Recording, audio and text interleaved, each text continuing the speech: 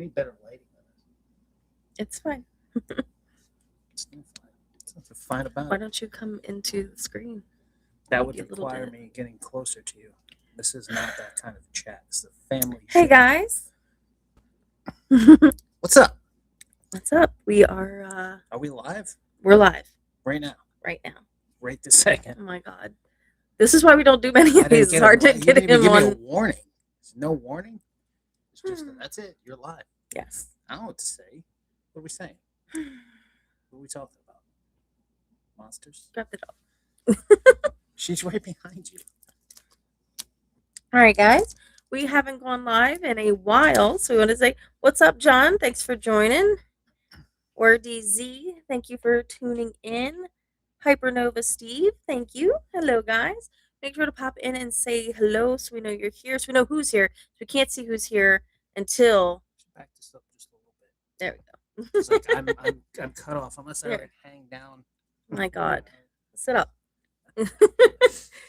Fine. We got RM Carry Home. Howdy from Central Texas. Thank you for tuning in from Texas. And C Barnes, hello. Thank you guys for joining in. Awesome. Prescott, Arizona. Yes, let us know where you guys are from. Oh, hey, Athena. Thank you for tuning in. Anthony and Joe. Oh, we got C Barnes from Ohio. We've been out to Ohio quite a few times. Some great toy shows out there and some really cool antique stores, too. Mark's from Medford, Massachusetts. Okay. What's up? Got a fellow New Englander here. Right. Okay. Now it's a part. What have I wandered into, Jeff says. We're still trying to figure that out. Yeah, I have no idea. Oh, we met you. C. Barnes Medicine Xenia. Well, thank you so much for tuning in. Xenia is awesome. It's definitely one of our favorite shows, and we will definitely be back there in October. Hopefully. Fingers crossed. Where DZ says, what's up, Andy? And Anthony says, miss you guys at the Great Ohio Toy Show this year. Yes, we did not get to go to this one. We had a couple of other things going on, but we will be there in October. It's at the top of our list. Yeah.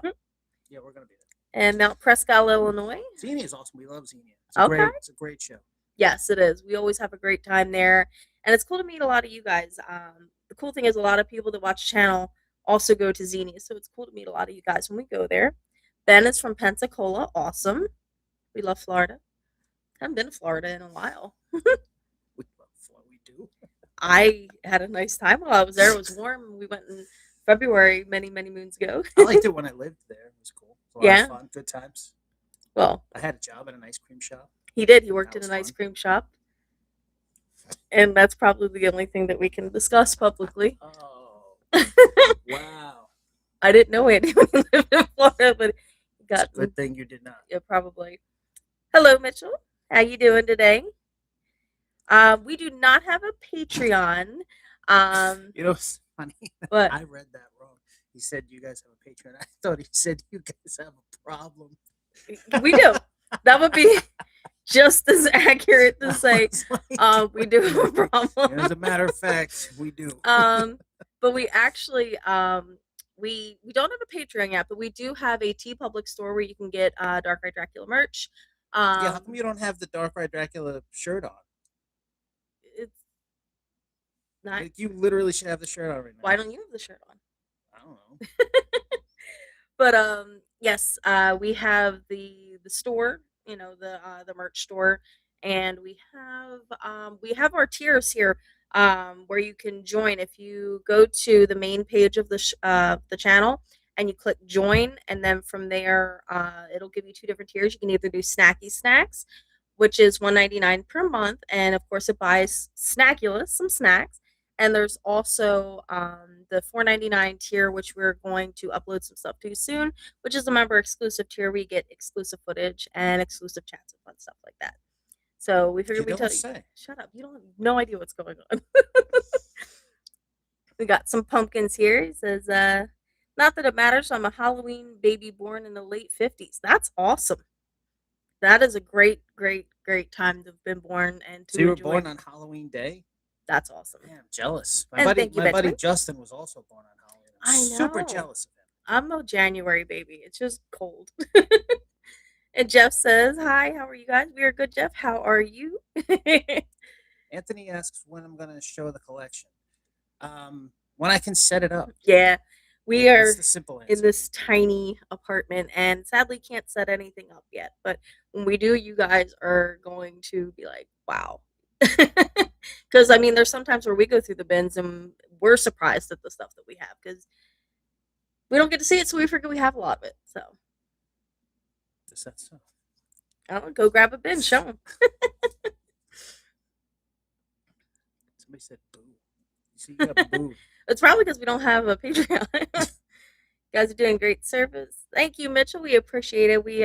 We've been doing this stuff for many years, and figured that it'd be fun to kind of document the adventures and turn it into kind of like a vlog and show you guys the cool stuff that we come across and just bring attention to really cool shows.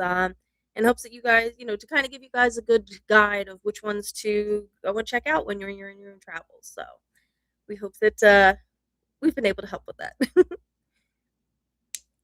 Yes, the Great Ohio Toy Show is going to be it's going to be a good one. I love the October one in particular because a lot of people bring Halloween stuff to that one. So it's definitely if I have to pick of the two, that's why we picked the October one because it's a great opportunity to find Halloween stuff too, and the vendors bring great Halloween stuff to that show.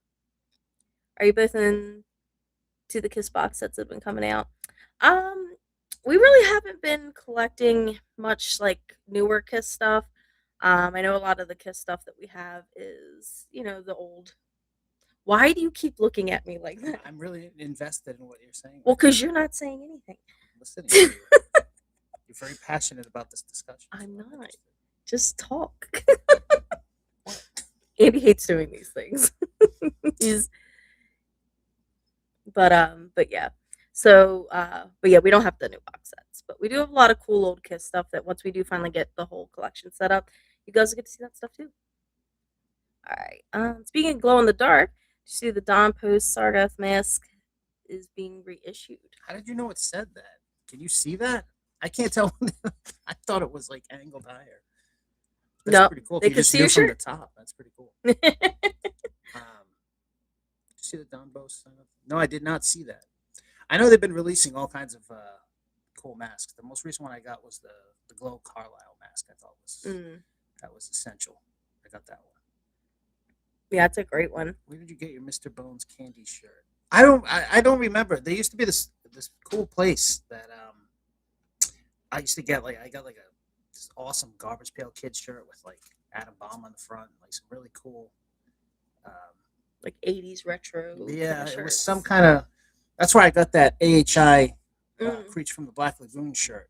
okay. It was a place that used to do cool shirts. Those places they don't stay around very long, so it's like it's one of those things you'll see online, and then if you're quick enough, Yeah. But there's so many companies doing shirts now. I wouldn't be surprised if somebody else was doing a Mr. Bone shirt somewhere because there's like, Yeah. and if not, I'm sure somebody will. Oh yeah. It's only a matter of Although time. somebody bought the rights to Mr. But if you can believe that, somebody bought the rights to Mr. Bones, not the creator. I guess he bought it from the creator or something who now owns the rights to it. That's why there's Mr. Bones action figures because somebody bought the rights, which is really strange. Just like Vampira, somebody bought the rights to Vampira. When a copyright expires, Yeah, or a anybody can trademark purchase it. comes up, Yeah. Somebody buys it. Somebody bought Mr. Bones, so they're probably doing Mr. And it wasn't Bones Gene shirts. Simmons, even though he has bought quite a few copyrights. Let's see. Cheeseburger or pizza? Pizza, absolutely. Yes, definitely. Did we miss pizza. some? I think something about Yeah, I'm trying blank to. walls or something. I'm trying to scroll up a little bit. We hang some art on those jury blank walls. We would love to, but this wall cannot really support anything. They in don't art. allow that in the nut house.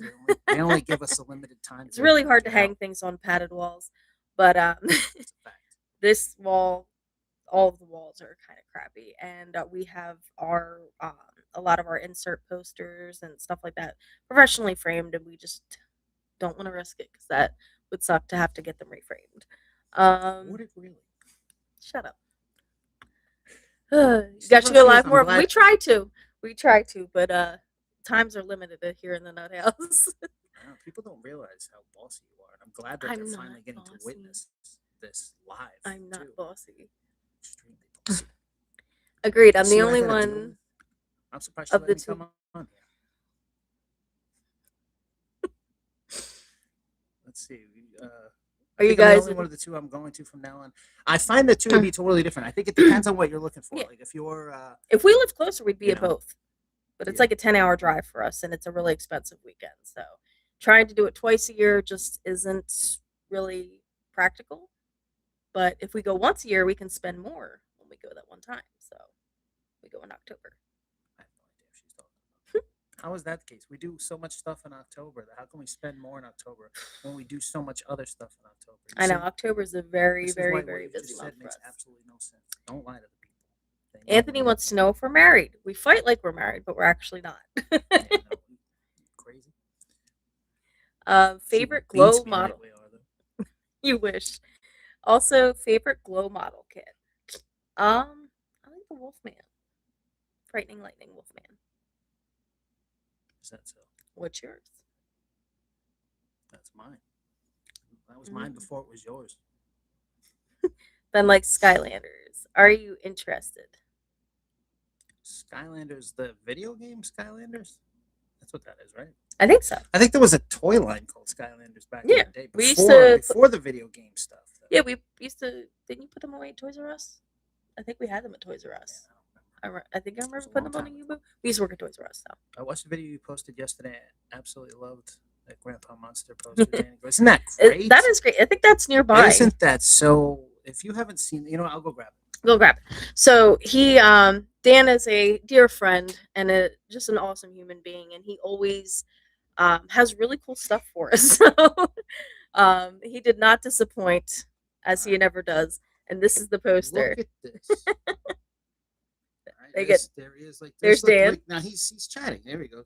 And then he transforms into Grandpa. Isn't that awesome? That is so amazing. And now when we go to hang it up one day, when we finally have the ability to hang stuff up, as you walk by, you'll see both Dan and Grandpa. That's right. He has the It's like, coolest it's merch. like his eyes will be following you around the room. Yes. Which is great. So if you ever have a horror convention near you, Dan does a ton of them. Take the time out to go meet him. He always has really cool merch, so go buy some stuff from Dan. So you can buy more Monsters pictures. He's my grandpa. My grandpa. No, he's my grandpa. Watch the video. He specifically says he's my grandpa. Yeah, because I was watching the Always trying to table. lay claims on everything, dude. You're out of control. Your ego is tremendous. Mitchell wants to know, could we do live from shows and buy things? That would be super complicated to do. It would be fun, but we are already very uncoordinated. And probably wouldn't go very well, and we'd end up sending the wrong things to people, or then Uncle Sam would be like, where's our cut? All the bruh. Holy crap, a rare dog. It is. It is very rare. Extremely We don't rare. get many opportunities to do this, so we She wanted to pop forced on me and, into this. She yeah, said, no, you're doing this. trying to get Andy to do these things is impossible. So, but here we are. I got some cool Mexican Hobby Love horror lobby cards from I know Joe you at read. the I Lane saw Record Hobby Shop Lobby too. this past week. Oh, that's cool. Nice. Leftovers from Chiller. It's still cool. That's I love awesome. those. A lot of great artwork on them. Mr. Bones is the GOAT. I agree. Why they have not brought that back is beyond me, because with nostalgia being at an all-time high, you'd think Mr. Bones would be back, Munchie Mummies would be back. I mean, there's so many cool candies that they brought back Fortune Bubble for a little while, and then they discontinued it again, which was ridiculous. But you would think Mr. Bones would come back. I mean, there's figures, there's merchandise. Like, just make the candy. What's the problem? Exactly. You'll have the 1979 glow-in-the-dark monster posters from Sugar Crisps. Yes. I have the box, too. He actually, what you may or may not know, is he's an avid Monster cereal box collector, and anything that involves Monster advertisements, he collects those too. Is that so? Mm-hmm. Yeah, I do have a bunch of that stuff. Yeah, like ridiculous, like only one known boxes. I got a few. You got a few. Happy Twilight Zone Day. Yes, it is Twilight Zone Day. Thank you, Adam. It is, and happy Twilight Zone Day. What is your favorite Twilight Zone episode? Jeff said, please understand that. Absolutely love horror and monsters, but I love vintage Halloween more. Vintage Halloween is awesome. I mean, it goes hand in hand with monsters though, so it's fun to have a monster collection in a I find that vintage most people Halloween. that collect vintage monsters also collect Halloween stuff. It just It's a ties in. segue. It displays great together too. You can put Yeah, pumpkins and skeletons right next to, you know. Frankenstein and Dracula Yeah. is awesome. Now, how did you know I was going to say Frankenstein and Dracula? Maybe I was going to say the Wolfman and the Mummy. Finish my set. Your ego is tremendous. Superior Cyber Godzilla says hi. Hello. Hypernova Steve says Dan is the man indeed. Says absolutely amazing. I want one. Hoping to have some for sale. Yeah, that would. You don't really see those come up. Do we? Jay Steinheimer wants to know if we own an original Great Garlu. Yes. The little one. Yeah, I've got the wind up ones. I've got the little dick in the box one, which like nobody has. I think it's so rare. The little like romper room. It's. He's like. We just called it that on a live stream. We call it that. It like just joking around. I'm pretty sure we're all adults here. I didn't put that it's exactly not for kids, like. but yeah, it's exactly it's a little Jack in the Box with a Great Garlu head on the end of it. Yeah, and it's very yeah, it's exactly what you would think it looks like, but it's really cool. DJ Mr. Joel loved the card show episode. Yeah. Awesome. Thank you. I'm glad you enjoyed that one. We try to bring a little bit of variety to stuff besides just the, flea markets, toy shows, Like if there's other cool events too that have monster stuff, we'll be there and we'll bring it to the channel and to show some different stuff. Yes. I mean, it's monsters adjacent. We went there to look for monster cards. Is that why we went? That's why we were there? I don't know. Why were you there? That's why I was there. Mitchell wants to know, what does your dad think of you calling him Fred Flintstone? Oh, man, I've been calling my dad Fred Flintstone. All right, so my dad originally... He doesn't even look like Fred anymore. No, I know. It's weird because, like, when my dad originally used to look like... my dad was a rock singer back in the day, so he looked like a rock singer. And then he got, like, an actual job, and, then he looked like Fred Flintstone. And so for years, I called my dad Fred Flintstone, just like I called my grandmother Yoda. I called my dad Fred Flintstone because he looked just like Fred Flintstone for years. So when I started the channel, he still looked like Fred Flintstone. But now he kind of looks like a wizard. So he's got this like, not Gandalf, not like that kind of wizard, but like a D&D wizard.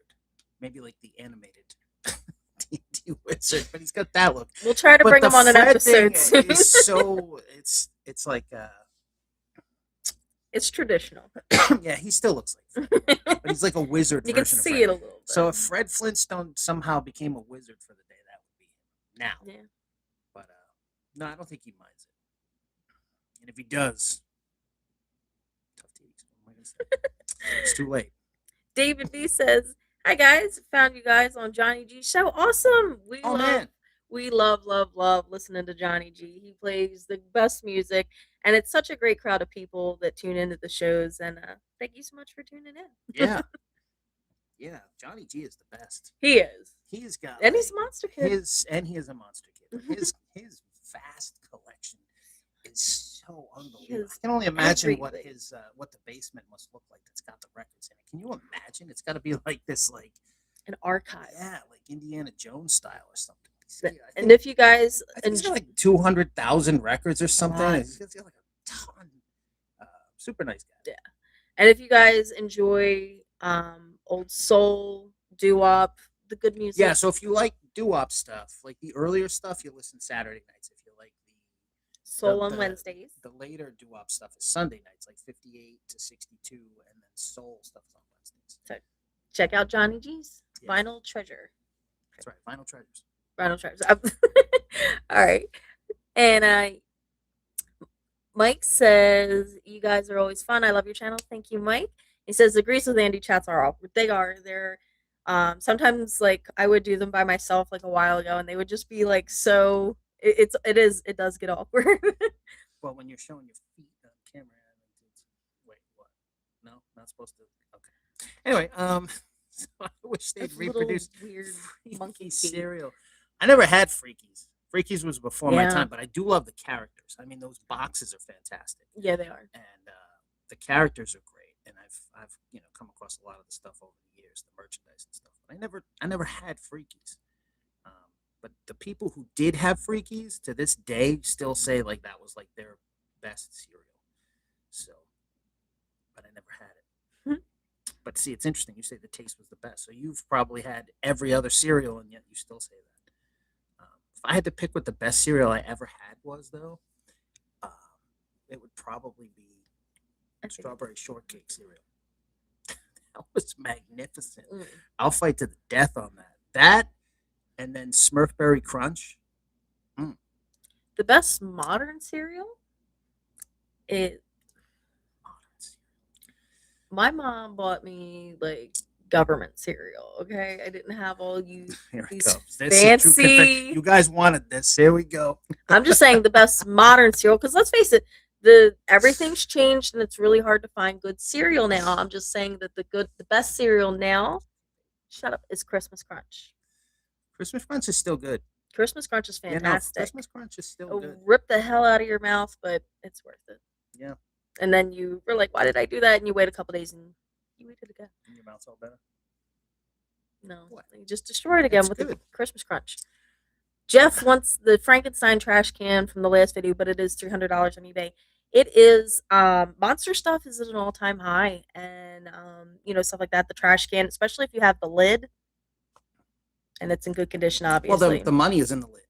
You Yeah. can find that trash can, no problem. That thing is around. They made a lot of those. But the lid, because it cracks so easily, the plastic is really like Yeah. brittle on that. So to find an even the one that was in the video, the lid was cracked.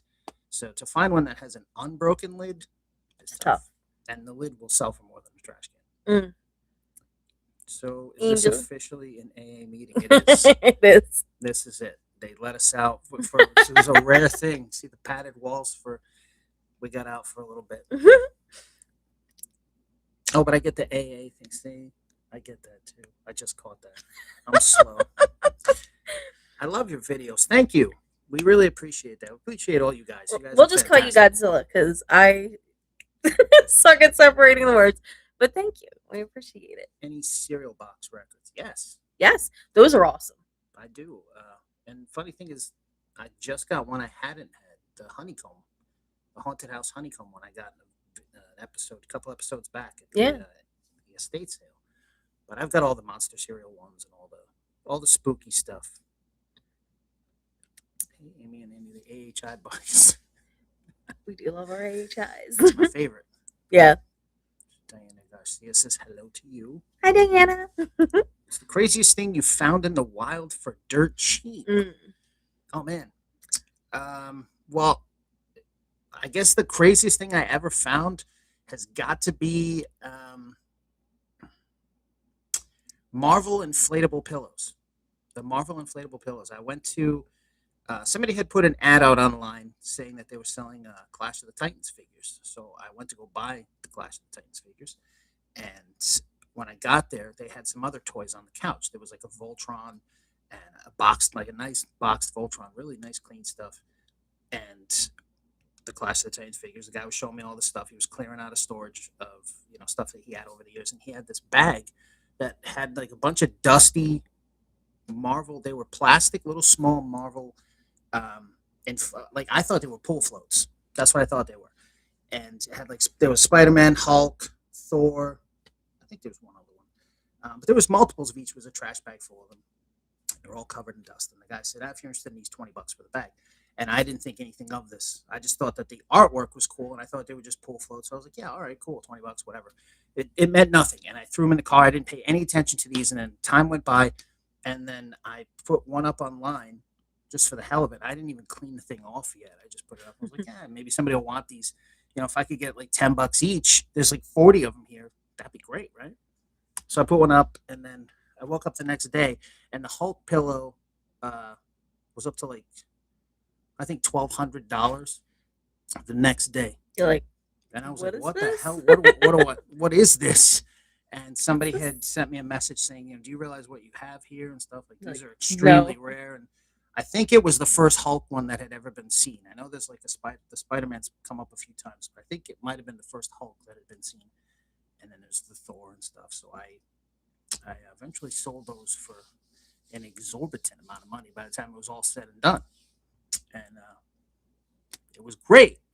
But as far as like out, like at a flea market or something, I guess probably the craziest find is rolling up on Computron, the Transformers G1 Computron gift set for $20, complete in the box, the full gift set box, and it was about 12 in the afternoon. So this thing had sat out at the flea market all day long. Nobody bought this off this woman for some strange reason. This wasn't even that long ago. This was just a few years ago. And it was just sitting there, $20, and that is a really expensive gift set. So the early bird doesn't always get the worm.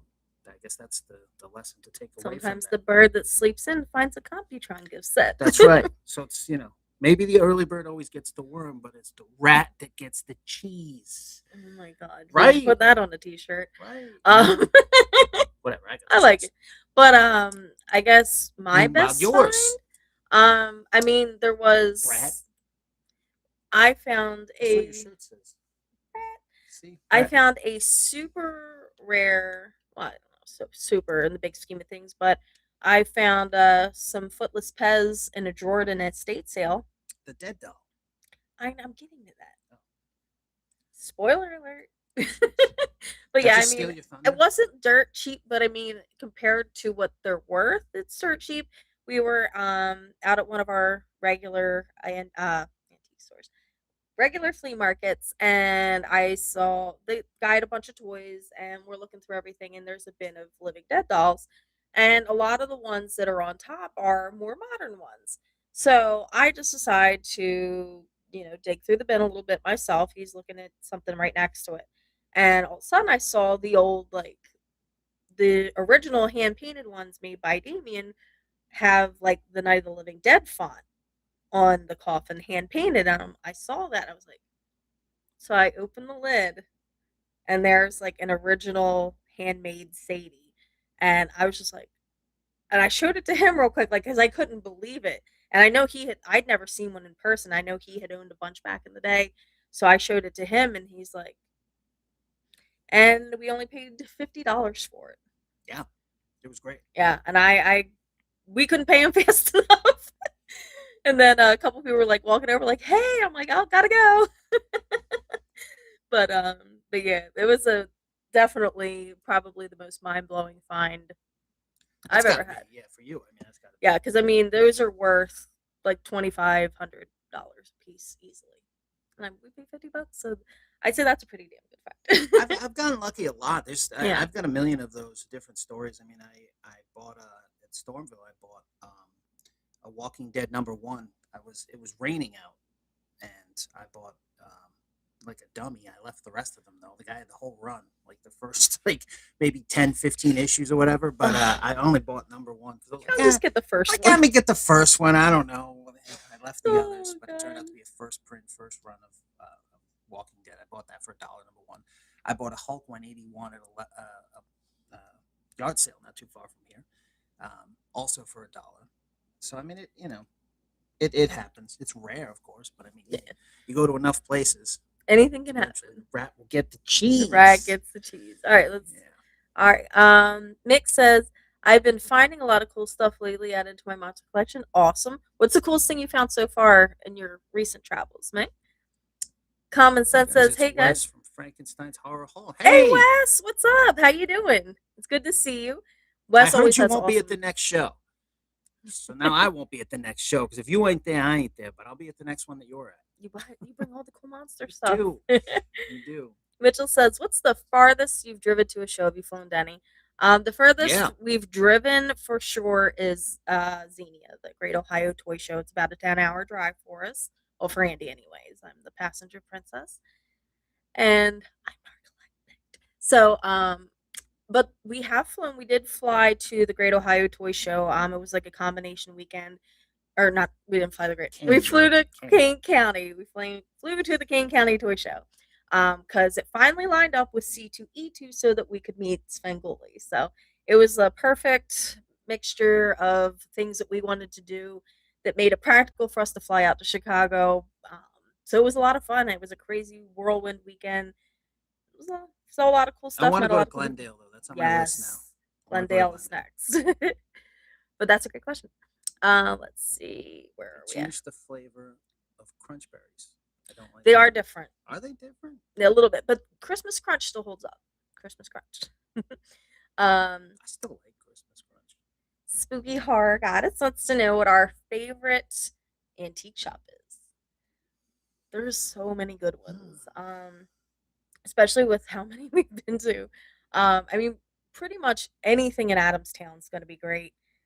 You have a Mm-hmm. whole street of just epic shops, and even if you like, you could go all down the street and it's just lined with them. You could make a whole day out of it, and I found so much cool stuff for my collection there. So I can't pick one one place from or one shop in Adamstown. What would you say is your favorite?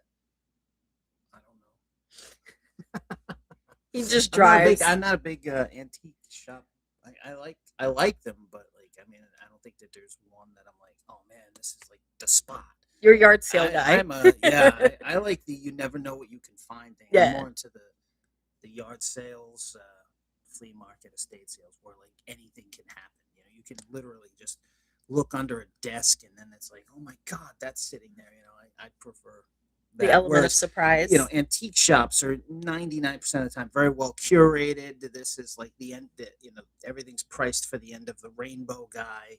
It's the last stop for a collectible before the But guy you willing can to pay the score. most.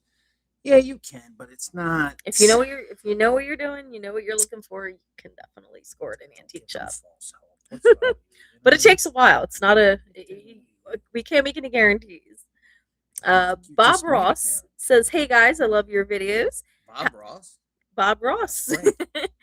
how do you I love find your videos too. the shows you get to? I live in the Poconos, not too far Okay, from a lot happy of to shows you roast go you. to. How can I find out about them? Well, the best way to find out about shows, honestly, and how we find out about a lot of them is just join a lot of Facebook groups because people are always sharing the groups on Facebook.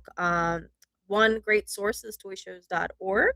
That is one source for toy shows in that area that wouldn't be too crazy of a drive from the Poconos. But up there, I mean, there's the Lehigh Valley Yes, it Toy would. Show that's not too far for That's you. far as hell. The Lehigh Valley Toy Show isn't that bad from the Poconos.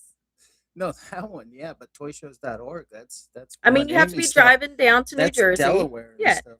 But, Mhm. it's there's not I don't think a lot else near the Poconos as far as toy shows go. As far as You'd toy have to shows, go well, into New there's York, Allentown. I mean, there's Allentown. the Allentown, Yeah. the antique show, the Allentown Antique Show. Yeah, there's some great stuff in Um, Allentown.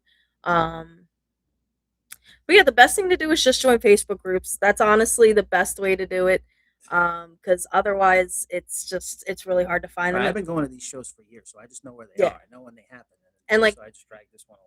another good way to do it is at a lot of toy shows, there's going to be a table at the front of the toy show, and a lot of people advertise other toy shows at the front of them. So it's best to just grab up the little There you postcards and go. hang on to them. That's good That's advice. one of the things that we do, There and you that's one of the go. best ways to find other toy That's some shows good because we find advice. out about other toy shows that way all the time. My God, so you guys see what I go through? send money. Mark says, "Hey Andy, are you still playing in music or in a band?" Yeah, I write stuff all the time, and I'm actually working on something right now. So I will be back back on stage very soon. And I'm looking forward to that because it gives me a break from.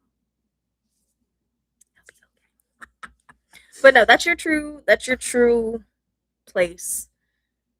That's your Oh, really? comfort zone It's is better on on stage. It's stage. better on stage than the flea market. It's gonna go through. Remember the retro station in Woodbury and Mullica Hill, owned by Heather and Jerry D. I No. don't remember that one. Mm-mm. Joe Malt says the best cereal was Urkelos. I love it. Have you? Whoa. Ooh, that jumped. Sorry, guys. Oh God, when you try to scroll this, it's crazy. Oh, have you tracked down the Invasion of the Saucerman bus from Earthbound Studios? Yes. Or wait, no. Which the one we have? Is that Well, first of all, the best cereal was Urkelos. I never had I just Urkelos. read My that. my brother had Urkelos though. I'll have to ask him if it was any good. I don't remember that. My mom would have never bought Urkelos. Why? She didn't like Steve Urkel. She didn't let me have any name brand Remember. cereals. My mom was very much the we have it at home mom. and we got like the big like box, like the big bags of depression cereal. How do you move this thing? Oh, To go up for a little bit. all right, where do you want to go? Because we're Up right a little here. bit. Okay, so go up for a second. Okay. Let me see. Okay. Urkelos, and have you tracked down the Invasion of the Saucer Man bust from Earthbound Studios? We're visiting that one. We do have one of the Invasion of the Saucer Man busts, um, but let me see. Let me look up because there's two of them, and I don't remember which one is the Earthbound Studios one. Yeah, which one is that? I'm looking I that know up I right only now. have one. I need the other one though. No, that's the one we No, need. that's the one I want bad. I was like, I wanted to make sure because I'm like, I want to, if it's the one we do need, I want to put it out there in case any of you were selling it because we need it so bad. We have most of the Earthbound Studios bus, but that one has eluded us. Yeah, I need that one. We've been looking for that one for a long time. We have Teenage Frankenstein, Teenage Werewolf, She Creature. She Creature, Day the World Ended. Mm-hmm. I think it's it. Yeah, I think those are the four that we have. But I think there was a couple other ones, but the one that we want the Yeah, most, there's the obviously, Colossal Beast one yeah, and the Saucer Man. But man, I really want that gotta have the Saucer Man. Saucer Man. If So I if ever come any of across you one, have the Earthbound Studios Invasion of the Saucer Man bust, please, we'll pay you. Paul still the pay you. Bruh says, "What channels do you guys watch on YouTube that I don't?" Well, let me know what channels you watch on YouTube, and then I'll tell you which ones to add to that list. I watch a lot of random stuff, to be honest. I like the Y Files a lot. I'm a nerd, so I like nerdy stuff, and I like to sciencey things. I like to watch a lot. I You're a like to watch brat. a lot. Like to watch spooky stuff. I like Bizarre Bub. He does like the compilations of the creepy videos, and like most of the time it's like that's nothing. But when he hits on the creepy video, it's pretty scary. Um, which other ones? Like I want you. I mean, I guess everybody's expecting me to say like other Twitch channels, but I I film these episodes, I edit them, and Whoa, whoa, whoa! You filmed them. Don't you or you film them. I meant to discredit say me? I help film them, and I edit them, Wow. and See, I told you guys the ego through the roof. so usually when I go to watch YouTube myself, I Brat. watch like spooky stuff and creepy stuff, so I can freak myself out and give myself nightmares. What do you watch? You tell me what to You do. watch Tyler Oliveira. I love Tyler. He's fantastic. Tyler's great. I watch all kinds of stuff. Yeah. But that Music that doesn't channels. help me. I'm curious what type of Well, channels Paul we got to watches, and then scroll down to get there. because if Paul, I mean, Paul could watch anything from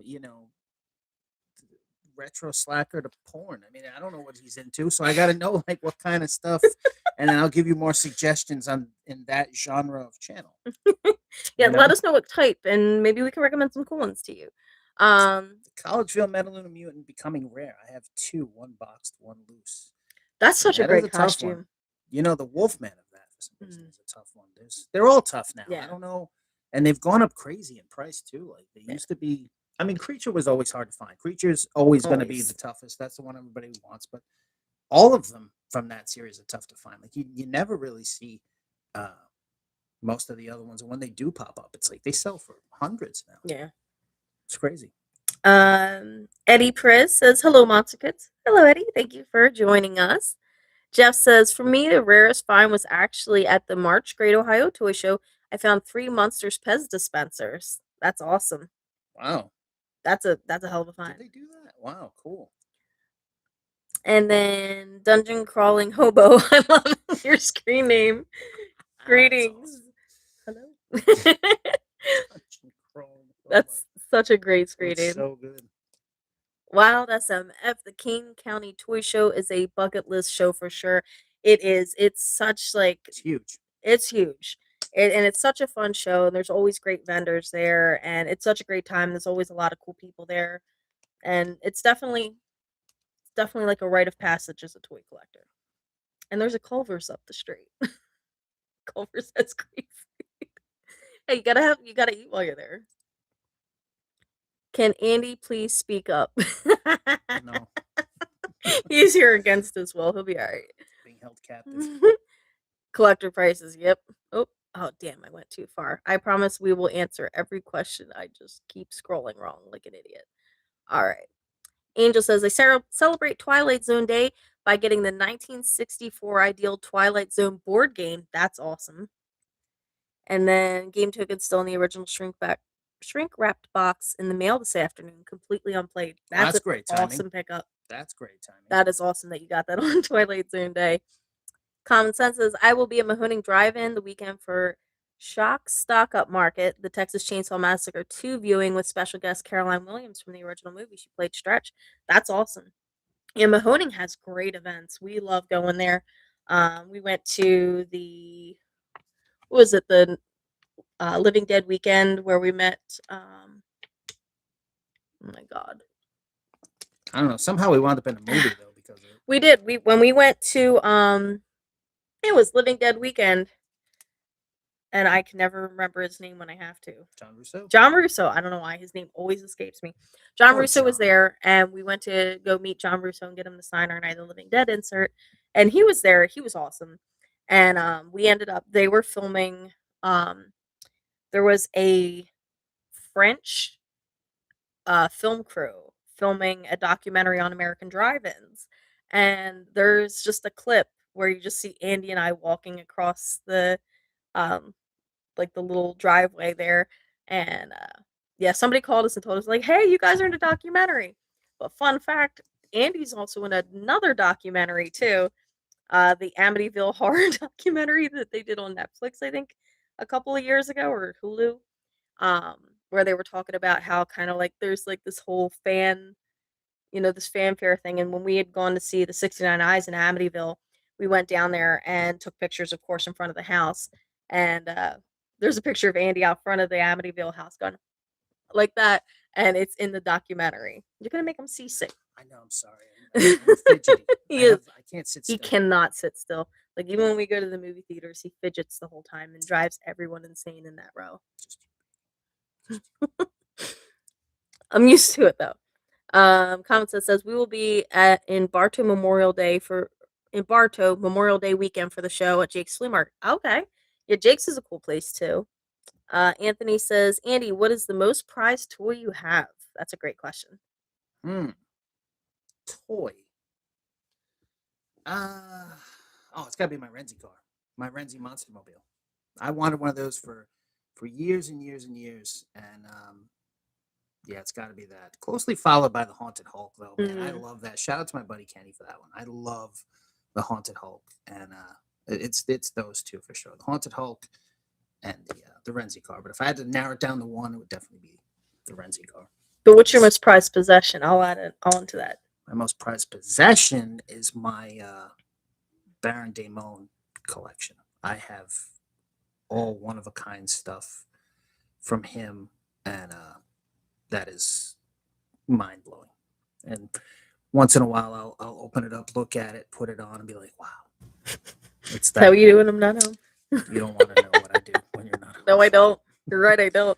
But yeah, I mean, I've got a lot of cool stuff. So once I can set it all up, it'll be cool. But I'm not one of those people that's like, look at everything I have and these braggy type people. I'm not. I'm very. I'm just glad to own some cool stuff. I'm not rich by any stretch of the imagination. We're just irresponsible. I've worked for every single piece I have, and I'm very appreciative of the things I have. So, yeah, I'll set it up at some point and then show it, and it'll be cool to talk about because I like sharing stuff with other monster kids. And yeah, but if I had to pick one toy, the Renzi car. Yes. Bob Ross says, "Cool. Thanks for the info." Mick says, "I think the best thing I found was an actual large size Remco Monsterizer without straps and with white electrodes instead of green." Oh, that's cool. The white one's way tougher. You never see that one. Yeah. I mean, you never see it. Period. And then Mike has a question for Andy. I know Howie Pyro and his wife were in the same famous monster film and magazine. Where is he in that issue? Oh, that's a good question. I don't know the issue offhand, but I'll dig through and get back to you on that. Yes. I don't know offhand. send him an email at darkridedracula@gmail.com Yeah, it's best thing to to do. remind him And so if he can you're on respond to you Instagram, there. you can always message me Yeah. at Dark Eye Dracula on Instagram, and I will find out for sure. I loved Howie Pyro. He was a good friend of mine, and I miss him every single day. He was fantastic, and what a great person, great human being. And if it wasn't for him, I'm not sure I'd be as weird as I am. So If you can believe it. that's possible. And Lacey C says, "Is there an operational dark ride you haven't been to, or one that's still on your bucket list?" That's a great question. Not on my bucket list, but there's some that I want to definitely check out. There's one in Alabama that I need to get to. That's like a rebuilt version of the. I don't know if it's the Pontchartrain one or something, but it's like it's a rebuilt one of those. But it's in Alabama. I definitely want to check that one out. There's a couple in Texas that At look the pretty state cool. fair. One at the state fair, and then one at there's a amusement park that has Mm. one. It's like a Wacky Shack knockoff. Mhm. It's got nothing to do with Bill Tracy other than the fact that this dude had Inspired by. it ripped off from for sure. It's Mhm. that one. And that's it. I mean, my buddy Chuck is putting together a couple he's working on now. He's rebuilding his Laugh at the Dark, which is the original that was that was in Connecticut way back in the day, and now that's being rebuilt. So there's some other cool ones that are going to be coming soon. But I rode all the ones that I really wanted to ride, so that was the most important thing. But yeah, the one in Alabama and the Texas two, are definitely essential ones to check out. Yes.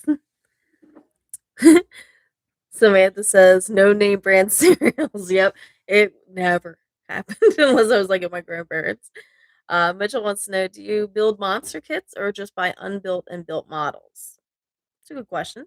I only collect unbuilt ones. I'm not. My brother is like a world famous sculptor, which is hilarious because I can't draw for shit. I can't. I wasn't even good with Play-Doh. So, but Well, you're the I musician, he's the artist. yeah, I got all the musical ability. He got the artistic ability.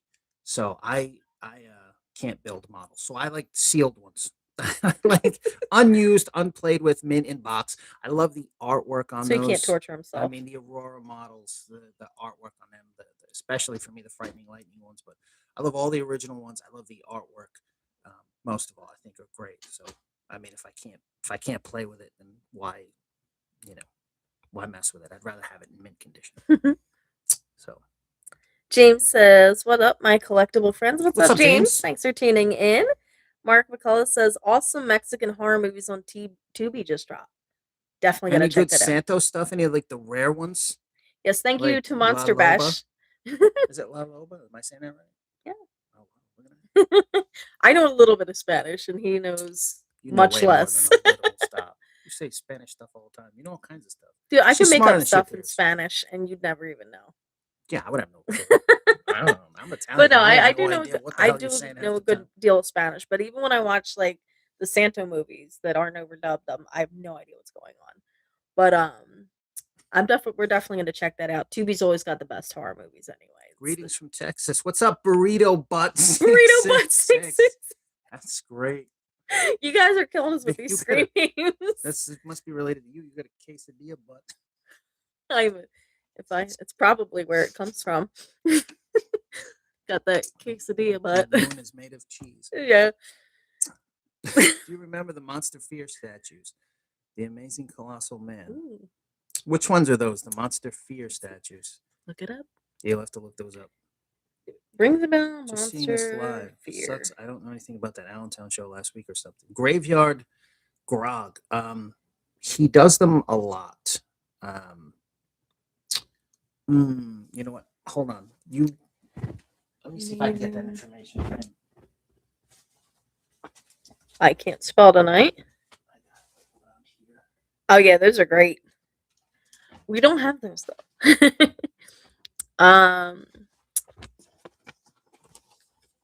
What you got? I'll just tell him when the next one is. Okay. May 17th. Oh. May 17th is one. So this Sunday. I don't know, but it's May 17th. So if you want to go, snacky back that's when there. you'll go. May Yeah. 17th is the next one. So if you want to check that one out. Cool.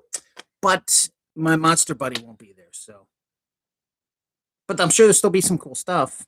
I'm just holding out for my Frankenstein buddy there. Oh, I went too far again. Dude, what are you doing? Hang tight, This is guys. crazy. Oh. Oh, wow. I'm sorry, we missed a lot. We are making sure to answer everybody's questions, so please just hang tight and bear with us, and we will get to all of them. I Hello promise. from the Space Boy. Oh wait, Wait, missed a yeah, Graveyard Grog says, nice just I seeing did. the. I just told Oh, him. I sent it. sorry. I watch the Vintage Toys channel and the channels that make the talk fun of the horror movies. Those are always fun too. That make fun of them? Which ones? Oh, like riff track stuff? Yeah, like Are there Mystery some Science that do Theater that type now? stuff. Yeah, and like there's horror hosts that do similar things Oh as yeah, well. yeah, like Mummy and the Mummy and the Monkey. Monkey. Yeah, they do that. Yeah, those channels are all great too. Hello from Space Boy Vintage. Hello, Space Boy Vintage. You guys rock. When are you coming up for a West Coast Canadian visit? Oh, we would I love know. to. I got to do the East Coast first. Have to do it. Then we'll go to the West We'll Coast. do a Kickstarter or something. You can show me where we to could go go. over there. Yeah, because we're gonna be. We have no idea where we're going, but we would love to. Well, I think it's further speaking. I think they speak. I think it's more English towards the west, right? I think more of the French stuff is towards the east. I think so, Yeah. but I also don't know. I know when I played in Montreal, everything was in French, and that was crazy. Because you speak none. Yeah, I can remember speeding down in a van, speeding down by the river, the road, like doing like an unholy speed because it was like in kilometers, I think. So it was like whatever.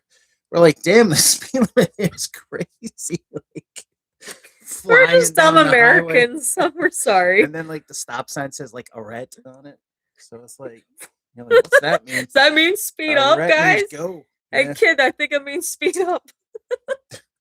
Not sure if you remember, I was the one who commented on your vid from Main Street in Stroudsburg with the sugar bear ornament. Oh, did you get it? Turns out I didn't eat it. My parents had it in their attic. Oh, that's even better.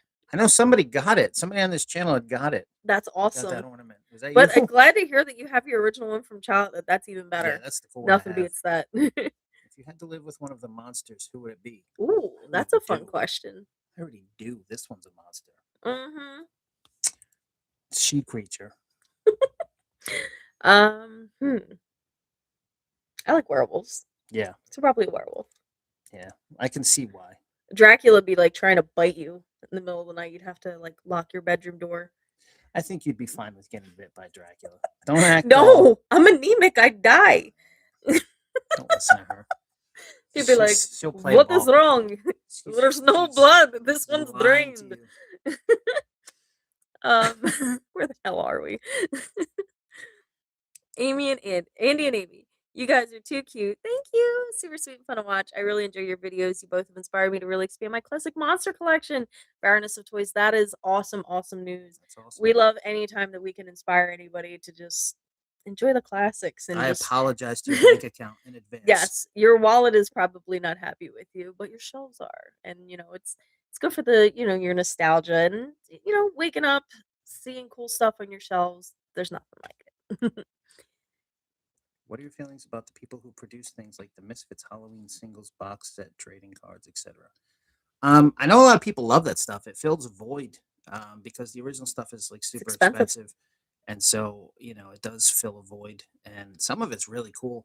I know the guys who do the Kiss stuff do box sets and stuff better, better than what Kiss puts out. I'm sorry. I mean, like Kiss is...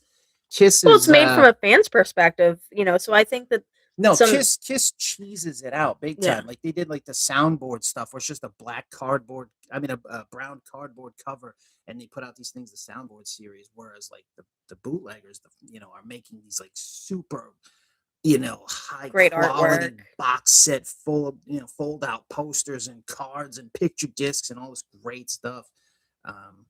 Way better than what the official stuff is. So in the case of Misfits, where a lot of the stuff's either completely out of print or it never existed in the first place, it's like it's filling a void because people want the stuff.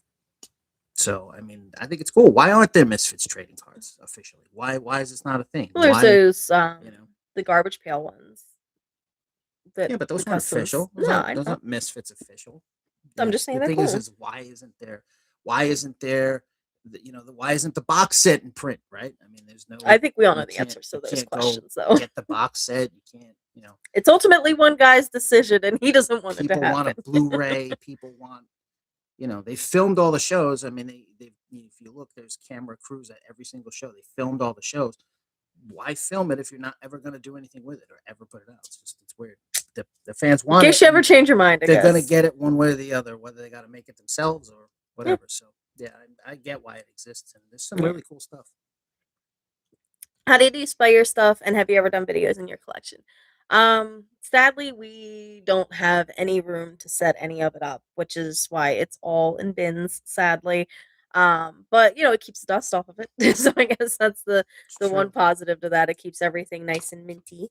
But once we do have our own space again, and we get it all set up, we are definitely going to give you guys the grand tour, and it will blow your I minds. I think I promise. think I'm living more like in the Raymond Castile way, where Yeah, he's got got it all, incredible stuff. but He just will bring out one box, show you one box sit at a down in time. front of his camera, and like the stuff that he pulls out of it, you're just like, Yeah, wow. Raymond's in the basement of horror, and I'm in the living room of doom. Yeah.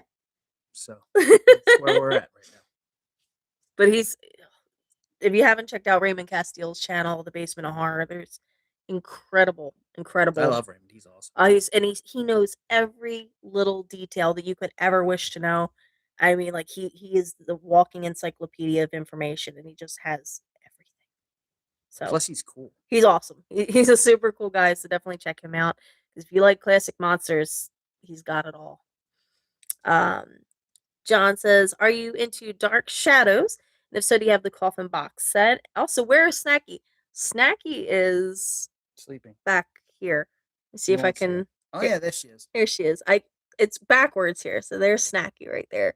She's very antisocial, so this is an opportunity for her to nap, which means she's going to be running across my face when I try to sleep tonight.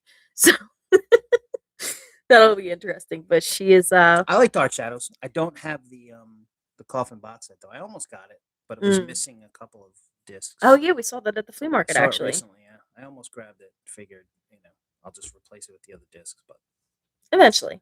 Yeah. James says, "Do you guys see these questions? Are you like, yes, we are? It may seem like we're in a major lag, and it's just because we are just trying to really go ahead and answer everybody's questions, and we get a little talkative with it. So, especially you, you're out of control. I'm a talker. You're out of control. Mid-Century Monsters. Hi, the wife and I love watching you guys. We collect horror. My birthday's on Halloween. Funny. That's awesome. That was almost this channel's name. Yeah. This channel's name was almost Mid-Century Monsters. That's awesome. It's a great went with Dark Red Dracula instead, but that was almost the channel name. That's awesome. We talked a few times on Insta. Okay. Sent you a pic of a Halloween basketball poster. That's awesome. Oh, yeah. That's right. You guys should come to Scarefest. We would love to. There's so many cool conventions that are definitely on our list. And we're gonna be making some moves in the upcoming future that hopefully will allow us to do these things, to kind of branch out a little bit more. Yeah, I gotta move first. Yeah. Once we gotta move in the works. Not sure where, when, what, but once we work out those details, soon. It will be soon. We just don't know who, what, where, when, or why. Well, we know the why and the who. We just don't know the where.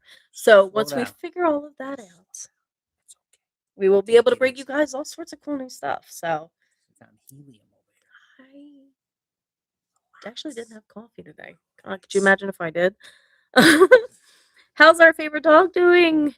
Yes, little Snacky is. Let me see if I can. There she is. She's sleeping. Everything's backwards right now. So she is right here. It's backwards, and I have no concept of how this works. There's the dog. Yeah. But yeah, she is just the greatest. We actually, on the topic of Miss Snacky Poo, we took her to the beach for the first time ever yesterday. Over in New Jersey.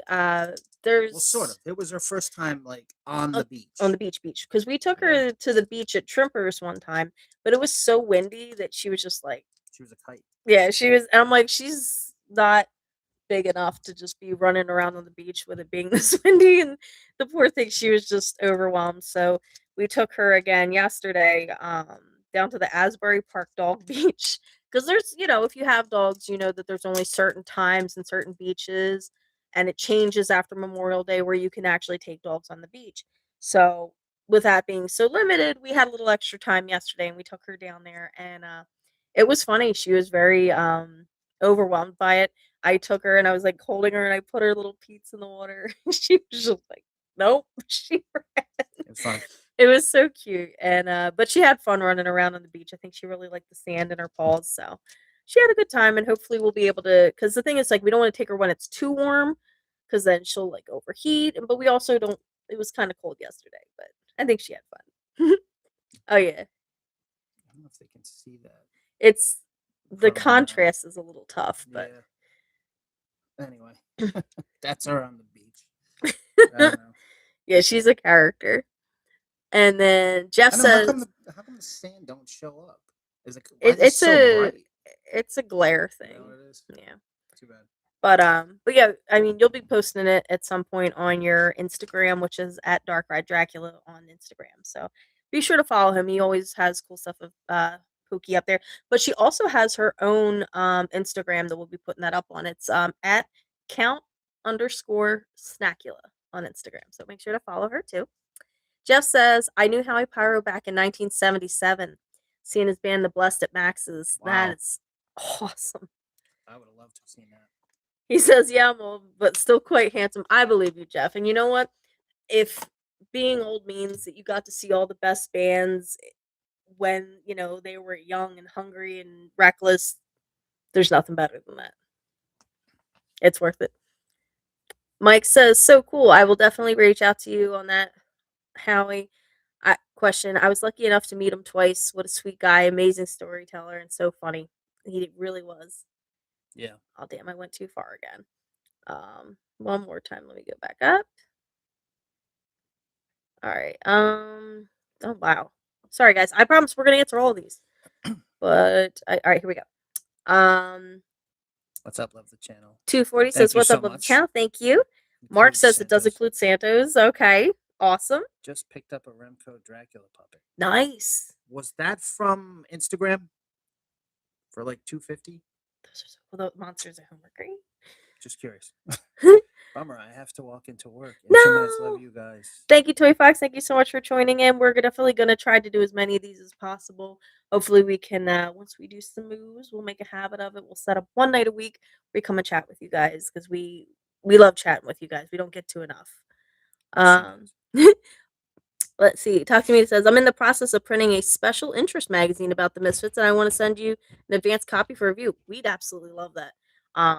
If you guys, we're Email at darkridedracula@gmail.com. Yeah, We'll we're I'd love to very check it out. much Misfits fans and have some pretty cool Misfit stuff. So we Mention my buddy Manny though. That's a requirement. yes, we absolutely. If you didn't know this about us, the original drummer Manny Martinez from the Misfits was a dear friend of ours, and gone way too soon. Definitely gone way too soon. But we keep his memory alive, and he haunts our living room. That's a true story. Manny, actually, I'm not joking. Manny haunts us. He knocks things off of counters. It sounds crazy, but he does. And I can just, every time I hear something get knocked off a shelf, I can hear his laugh, knowing that he scared us, because that's the kind of stuff he would do. Hello from California. Hello in California. Hello, Valleywood Valleywood. Mac. Valleywood Mac. Are there any, Angel says, are there any new old monster toy releases or companies you buy or are looking forward to coming out soon? That's a good question. I love the stuff that's who's doing the company that's doing the Lincoln Monsters. I love that stuff. Lincoln Monsters. The 3 3/4 inch Lincoln Monsters are by far the coolest thing I've seen. The guys that have come together that are doing the relaunch of the Lincoln Monsters, they are doing an incredible job. I don't like the reproduction stuff very much. I'm not into repro stuff. And I mean, I know people can go back and forth with it. Like some people love it, some people hate it. I'm not a fan. But when they make something that's based off of that, but that never existed, but kind of should have. Yeah, like the stuff we always wanted. Like the stuff Super 7 does, where they made the Svengoolie figures, Vampire stuff, figures, like things that never existed. I think that's when we awesome, and I love the stuff that they're doing 3 3/4 inch Lincoln Monsters with the original they're so artwork great on the back, and I think that's great. I love that stuff. we've been fortunate enough to see them at they do a lot of toy shows around here. I think Frank is the one that sets up a lot of the time at the toy shows around here, and it is awesome. Just seeing them in person, seeing the stuff that they're always coming up with is great. Brent Stalls does a lot of really cool stuff. He does a lot of stuff that wouldn't exist, that doesn't exist. So he does a lot of great work. So I mean, there's a lot of really cool like smaller and indie companies out there doing a lot of really great stuff too. So I fully support all that. I think it's great. Um, Mark says, "Do you guys own a Great Garloo, my grail?" Yes, we have the wind up.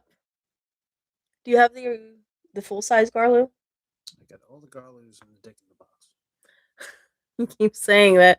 That's what it is. This video is gonna get so flagged. But yeah, it's a little Okay, fine. I got the Garloo, the rarest Garloo I got is the Richard in the box. How's that? Is that better? the Richard in the The box. Richard in the box. It's like a little, like, how they do like the little pop out like Santa's I back don't know in the where it is. day. Otherwise, I'd just pull it out and show you. The Garloo. The Garloo. It's a family show. It's but it is a very questionable looking Jack in the Box. Yeah. So, but That's it's the got rarest. a That's Garloo the one head where on that's it. like the only one that I've ever seen. Like I've never. Yeah. I've seen the big Garloo a bunch of times.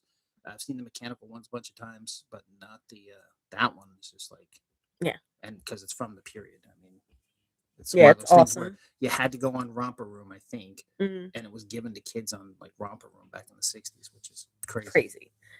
crazy rare. I'm just gonna shorten this to Rick because I'm gonna run it together all wrong. He says, "Oh wow!" I said, "I love you guys. Love the toy It's show Rick and Shattered Glass Jazz. oh, see, this is why you should read these. Love the toy show and horror con coverage. Do you both have a favorite toy from the 80s to 90s?" Well, thank you first of all for watching. We really appreciate all of the views and the interactions. A favorite toy from that era. I mean, obviously the Remcos come to mind, especially the glow ones. They're definitely a favorite. But there's some stuff from like the '90s that I grew up with that I love from my childhood. Like I was big into I was a Ninja Turtles kid. I love turtles. Then but I also like it all like the girly stuff too. So a lot of girlier toys, but yeah, the Remco monsters are definitely my favorite from that time. What would you say is yours? Yeah, but you didn't play with those. Isn't that the question? I know, but that's why I'm saying turtles because I had turtles. I played with the Ninja Turtles. So.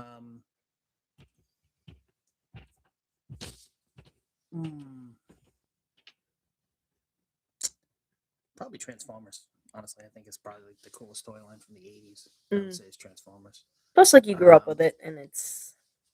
Well, it's just. I mean, it's in terms of like coolness. I mean, what's cooler than robots that transform into other cool things? Like that's pretty awesome. That was pretty awesome. But I mean, I think that was also the peak for toys too. I think companies have been chasing that dragon ever since. I don't think you're ever going to see the likes of that ever again, where there was so many creative properties on creative ideas that they wound up making fantastic toys on. I mean, that was just what a time in history, right? Like, I mean, pretty awesome to have come up with stuff like Masters of the Universe and Thundercats and Transformers and Ninja Turtles and all these like super creative ideas, and then these fantastic toys on top of it. It's like it's unbelievable. And I think the stuff that they're making today, even though there's great stuff being made, but the creativity isn't there. A lot of the coolest stuff is based off of older stuff. So if that answers your question. Glooby Goblin says, "What we should do a cool movie fest or something. That'd be awesome. That would be definitely an awesome thing to do. Like Blobfest? Is that a movie fest? Yeah. Just like cool old monster movies. That'd be so much fun. When is the trip to Dark Universe? I gotta move. Yeah, we gotta get a new car and we gotta move first. So we have to adult and it sucks and we don't want to adult because adulting cuts into our monster budget. And let's see the Crystar Ben Cooper mask. I need that super rare. Ooh, I don't know if I've ever seen it. So it must be very rare. I've seen that. Well, I mean, there's a lot of stuff I've seen in catalogs and stuff. that I haven't seen in person. And once in a while, certain things will pop up, like super rare stuff. Um, that you just don't see very often. Like even on eBay the other day, somebody had put the asteroids mask up, and you just never see that. That's a tough one, but I don't think I've ever seen it in person. No. James says, I live in Florida in between Daytona and Orlando. Okay. Can't get out much anymore. Oh, geez. You had an accident. That's terrible. Oh, well, we're glad we could take you along. It's, that's kind of like the big point of this. Like, we want to bring you guys along with us because, like, YouTube should create like a buy button where people can press that. Buy this. that'd be cool. I mean, Right. somebody mentioned that earlier in And the it, like, chat too. popped up. Like, No, yeah. not for them, Oh. obviously, because I mean, I usually go to toy shows on like a shoestring budget. So it's He gets halfway through the room. He's like, "Oh, gotta go home. shit, yeah. Let me get Spend a hit all my the money." ATM. But yeah, I mean, we've had a lot of you guys reach out and just Hey, tell there's us a Dracula paint set. Get out there, Right. get daddy some Yeah, money. exactly. I hope you're good at it. But You're like, better. yeah, we really, we know a lot of you guys can't get to all the shows, for a lot of reasons, and we're just, we're glad that you guys are able to kind of come along on the journey with us Yeah, through no, the I mean, we videos. really appreciate everybody that watches the channel, enjoys the channel. Created the channel just to try to like put together a group of monster kids, because before this channel there wasn't a monster channel really. So it's like There was a lot of cool monster toy I channels, wanted but to, build a cool community of monster collectors, and now I'm seeing it spread all over the place. Now there's all kinds of monster channels and monster people collecting monster stuff. So I think the influence has been good, and I think it's built up a community because this stuff is awesome. Because It what's is. cooler than monsters? Nothing. Monsters are timeless. Nothing is cooler than monsters. But we do thank you. We thank you, James. Do you guys work full time? Yeah, sadly, this channel does not. We could get up there. We're trying. This channel pays for the gas, kids. That's about it. We would love to, to get to a point, and I mean that's why we keep doing it. It's we know what we do is kind of a niche thing, and we just hope that we can keep building this monster community. Get more people to bring along for the ride, and that it grows to a point where, I mean, we're not looking to necessarily No, get. here's the thing: the more gas money we get, the further we can go, and the Yeah. further we can Yeah. bring other episodes from further away. So Yeah. make sure you like, comment, and subscribe. Yeah, I And, mean, this would be a good time. I mean, I know, like I didn't know it until Say I was Elmo. on this side of YouTube, but with being a viewer, how the best way that you guys can help us is by, we say like, comment, subscribe, hype, all that stuff, because this stuff really does matter, because that kind of interactivity shows YouTube that you're enjoying the content, or at least that you feel strongly enough about the content to interact, and that's what shows YouTube to new viewers, our videos to new viewers. So it's really important that all that stuff goes on, so that YouTube continues to show us to new people, and hopefully we can get out to Glendale and Canada and the West Coast and a lot of fun stuff. We're not even that far from Canada. I know, but we're far from the west side of Canada. Yeah, but how do you know there's not cool toys on the east side? We're trying That's where the House to Frankenstein travel. was. I which know, means we there's got to cool get over there Frankenstein too. stuff there. Valleywood Max says, your first live chat? It seems like it, doesn't it? It's been a really, really long time. It's been probably maybe like a year almost. Been a while. It's been a really long time. I think like the last time we did a live chat, it's probably been about a year. Jeff says, living with the werewolf, you'd be constantly vacuuming up his hair, and he'd probably clog the shower drain too. That's a good point. I didn't think about that. Have you ever played the Monster Bash pinball game? I think I have. I think I did play that. Oh yeah. I have a huge 3D collection of VHS DVDs, most with glasses. That's cool. I have a creature like that. Yeah. Like that. Johnny G's Vinyl Treasure Show. Johnny G, thanks for tuning in. You playing any of your 45s? Sometimes. I did buy an Orbit turntable, so the plan is there. But I'm like one of those guys. I think that's why I live vicariously. What's happening right now? She left me. See, that's fine. Bye. See ya. Whatever. I think I'm hypocritical because I spent so much money on these things that I don't play them I don't play them very much. I live vicariously through you where you play them. So I'm like, all right, cool. And then there's like, I learn new songs, discover new songs. And I think that's great. But I don't know, man. Something about when you pay so much for 45. Somebody told me once that if you play it too much, it'll never sound as good anymore.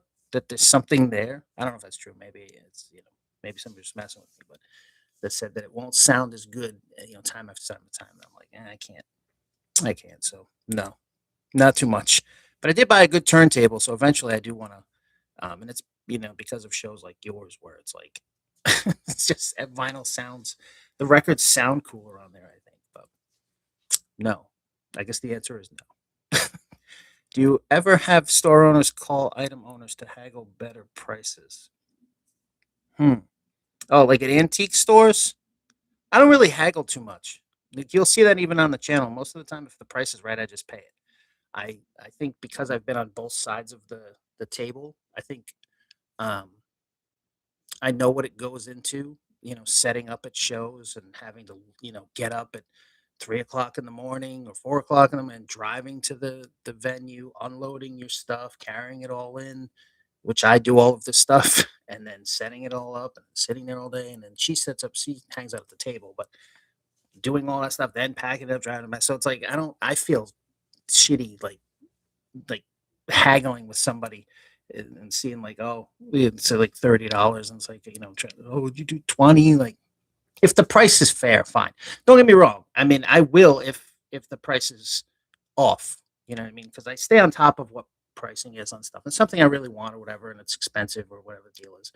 Um, then yeah, I'll haggle to a certain point. If it's just priced a little too high, maybe we can make a deal happen. Yeah, of course. I think everybody does that, but some people haggle ridiculously. It's like it'll be $2, and they'll be like dollar. You take $1, and then it's like, come on, man. So, but at antique stores, um, most of them, I don't know if it's encouraged or whatever, but most of them say that if the item is priced over $50, that you can negotiate better prices at antique stores. So something to put out there, but not normally. If it's priced right, it's priced fairly, then I just usually pay it.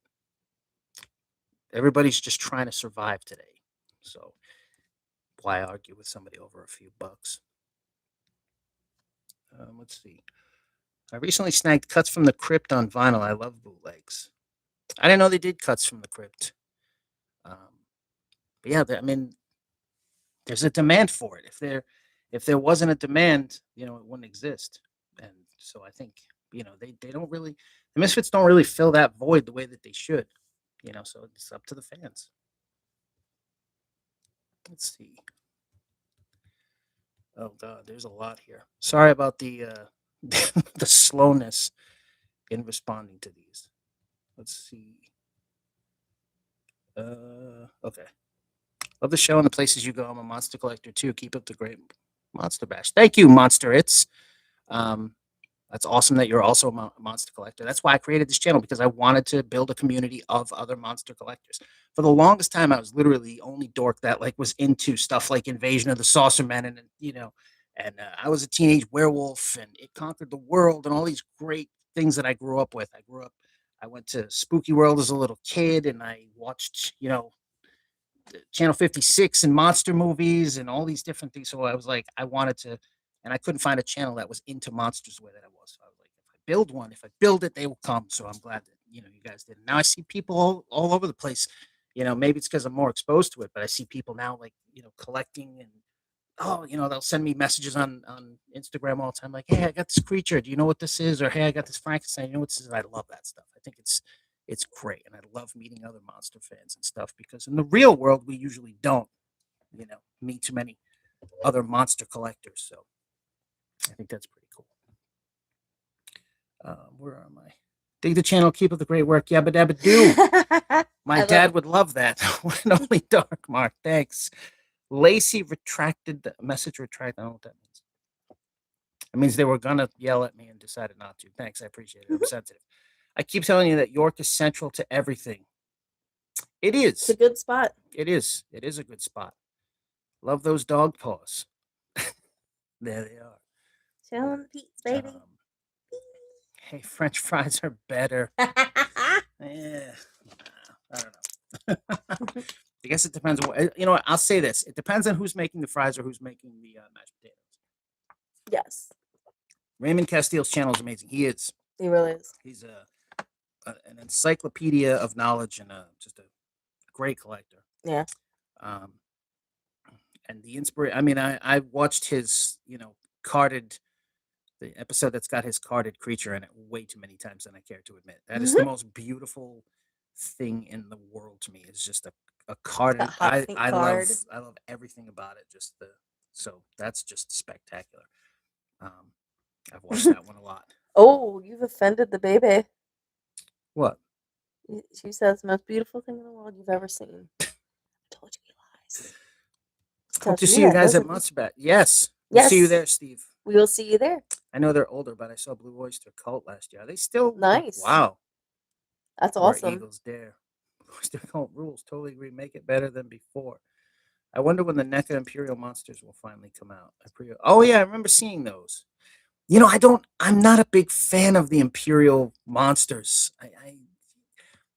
I think I have this like cutoff where I only collect, and that's the other thing too. I will make a special mention of this because a lot of people, when I go out to the flea markets and I go to the toy shows, a lot of people are like, why aren't you buying this? Why aren't you buying that? Why aren't you buy this? And the answer to that is either I already have it or it's not from the era I collect. I'm not a monster. Like I don't collect. I collect universal monsters, but not universally. I don't collect all eras and all stuff. Like I'm not really into modern stuff. I kind of stop at the Remco. So I love the 60s stuff the most. That's the stuff that excites me the most. 60s and 70s monster toys, the AHI stuff, the early 60s stuff. But I stop after the Remcos. For me, that's where it just I cap it there, and it's just better for me this way. You know, just I don't want to accumulate this mass amount of stuff, and I just like the stuff that really excites me and just that I just think is the best. So I stay there. So that's why a lot of times people say, "Well, you saw that Frankenstein on the table. Why didn't you buy that? That balloon or something?" And I'm like, because it's from the '90s. But I'm glad other people love that stuff, and I love seeing it. And it's cool in collections, and it's just me personally. It's just the stuff I like the most. Um, let's see. I only one movie can survive: Monster Squad or Lost Boys. Which one you picking? I gotta go Monster Squad. That's your favorite movie ever. But I love Lost Boys too. I love Lost Boys. That's tough. Because I love Monster Squad too. That's man. That oh god. I don't That's know. tough. I don't know. I love both of those movies probably equally. They're great. Yeah. I don't think I can pick, but she picked Monster Squad. Best movie ever is Phantom of the Paradise, followed by Near Dark. Mm. Do I want Good movies. Do I want to be that guy? Don't be that guy. I hate that movie. I'm sorry. I don't like Phantom of the What do you- Paradise at all. But Near Dark's good. I like Near Dark, but man, I do not like Phantom of the Paradise. I'm sorry. I'll just stop there. But I just no. I'm surprised that there aren't as many modern horror chests on YouTube and Twitch. Yeah, I mean, I don't know. Chests meaning like when I see chests, I'm thinking out, outside the box. So you mean channels? Maybe. You mean channels? How have you been collecting? Anthony. How long have I been collecting? My whole life. My whole entire life I was collecting something. I started out first thing I ever collected was wind up toys. I was like months old. My mom collected wind up toys for me. And then I got into Kiss. And then I collected Kiss like you wouldn't believe. I had every single Kiss thing imaginable. And then I collected Transformers. I had like this massive Transformer collection, all the Japanese stuff, and then the monster thing. I have always loved monsters, so when I got rid of like a lot of those collections and started collecting stuff again, I was like, I want to collect something that just connects me to my childhood, but yet is still just what I think is just the coolest thing ever. And I always thought the AHI monsters were the coolest thing I ever saw in my life. So I started with those because that was like I wanted those more than anything. I'm like, those are the coolest figures ever made. I love them more than anything. They are just the most spectacular, perfect action figure ever made. So I started there, and then I went way down the rabbit hole. And then, so I've always been a monster kid my whole life. Halloween costumes, I've always collected those. I've got, I don't even know, like 150 of them. It's crazy. And thank you, Jay Steinheimer, for the tip. Thank you. Thank you. That's awesome. Thank you so much. I like the little pair that dropped the mic. I know, that's so cute. Thank you so much. Near Dark is excellent. Agreed. Near Dark is great. Only one of you smiles. That's true. It's always that way. Bill Paxton and the Spurs.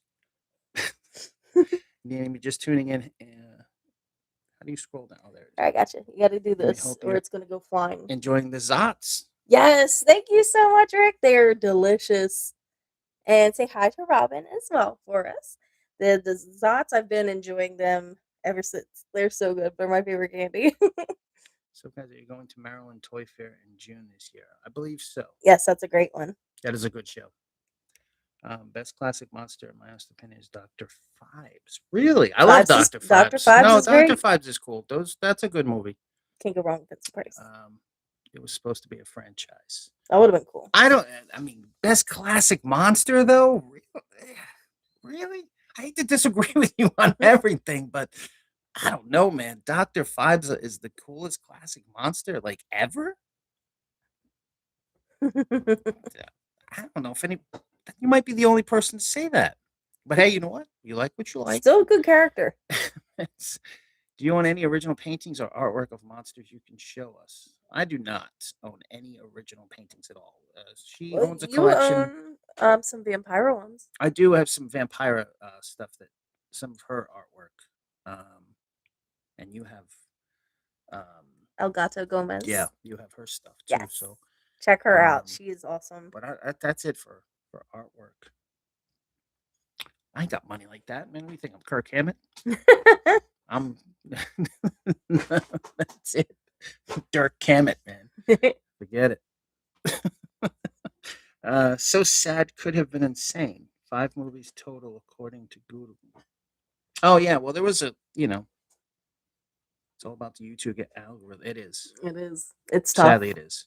Speaking of Motu, did you guys see the Power Sword cup that Cinemark has for the movie? Oh, that's cool. I didn't see that yet. not. What do you guys think? Are you looking forward to the film? Do you think it's going to be awesome, or do you think it's going to be goofy? Like, what do you think? Think it's going to be a success, or you think it's going to bomb? Price rules. He does. I agree with you. Indeed.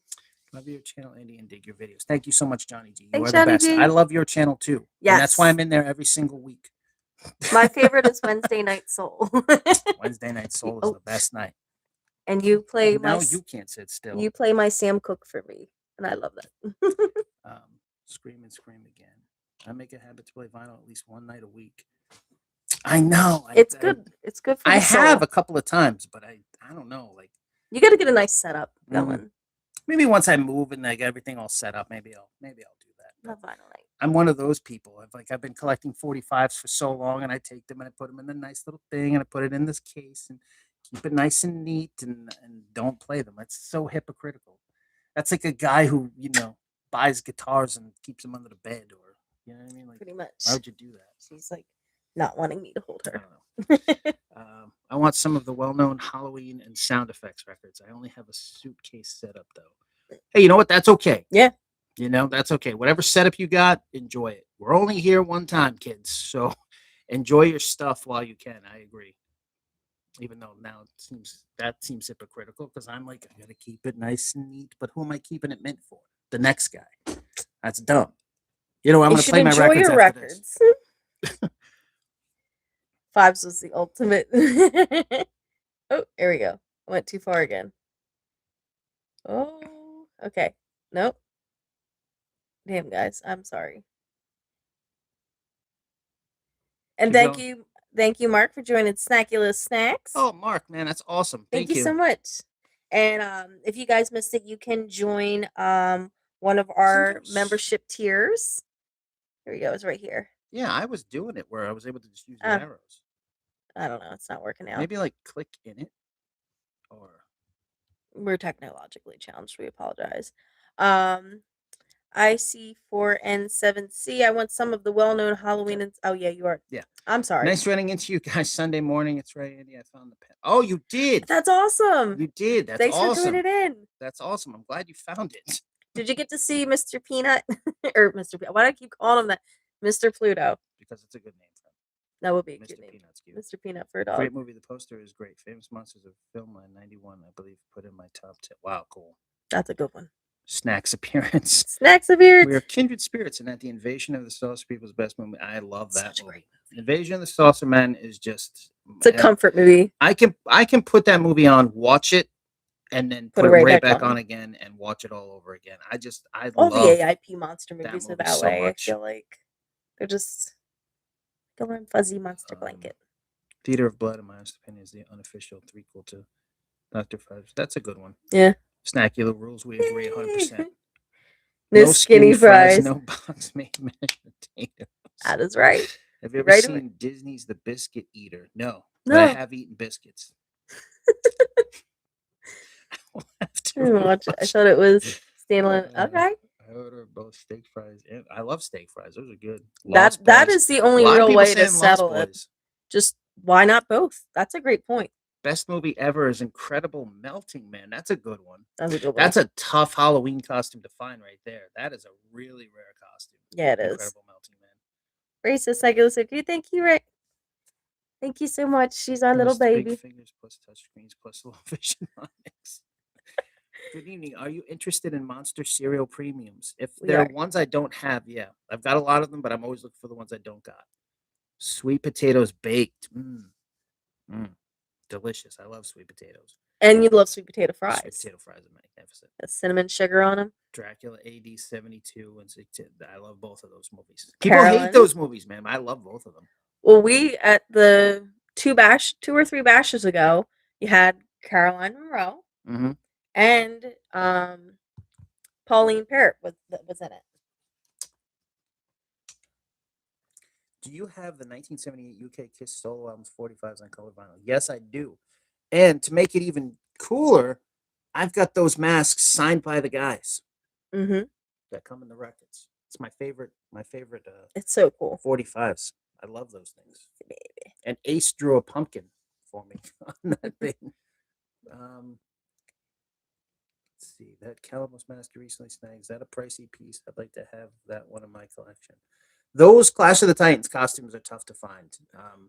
The toughest ones I've seen, I think, are the Bubo one. I think is the one that sells for the most. That one's just crazy. You never really see them boxed, and when you do, they sell for like big money. The masks by themselves are like $50, but the like there was a Medusa the other day on eBay. I think sold for $50. But the Bubo one is just crazy. But if you find any of them boxed, complete with the costume in the box, they're all like in the $400 or $500 range now. It's crazy. You never see them. Tough. French fries and ice cream. It's weird, but it's ice cream. Good. I remember the first time I ever tried that. I was actually at Wendy's, and like I was with somebody that dipped one of the fries in the Frosty. It's actually kind of good. What? Just like potato chips with chocolate on them. It's weird. It's the salty and the sweet. It works. Oh, I went too far. All right. Puppy Dog says Hypernova Steve. Oh, snap.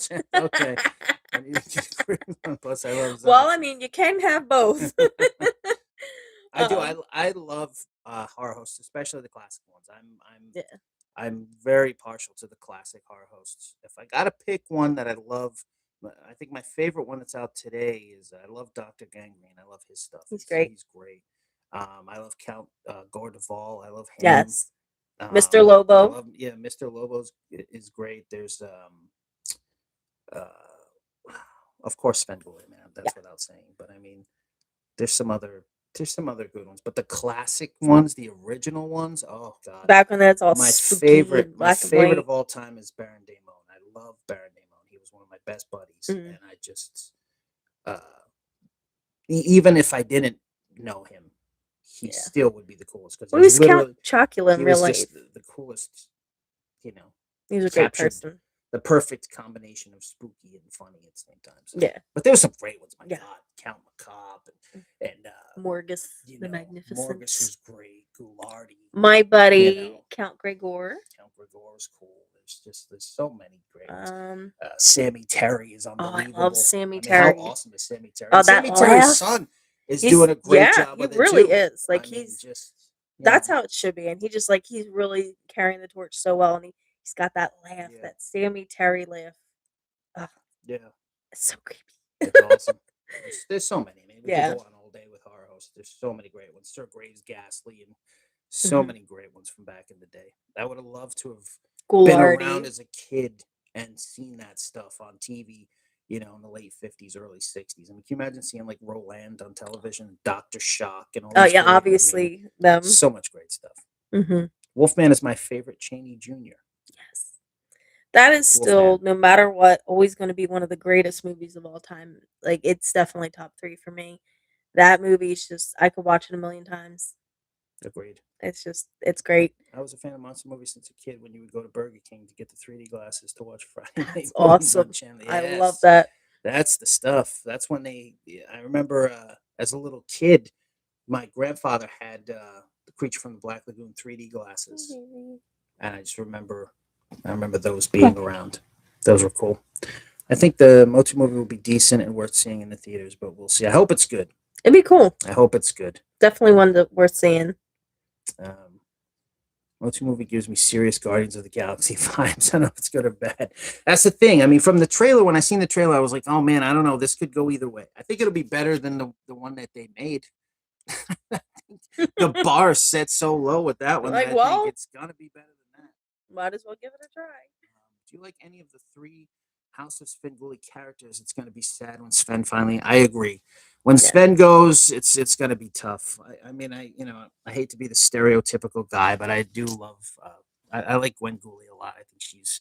No, she's you know, great. She's she's you know, awesome. she's definitely got a great personality, Yeah, to be a horror host. Also, I love Nostalgia Ferrato. she's fine too. She's fine. I'm talking. She's fine. I was just talking about Nostalgia Cool. Ferrato, and you're like, it's fine.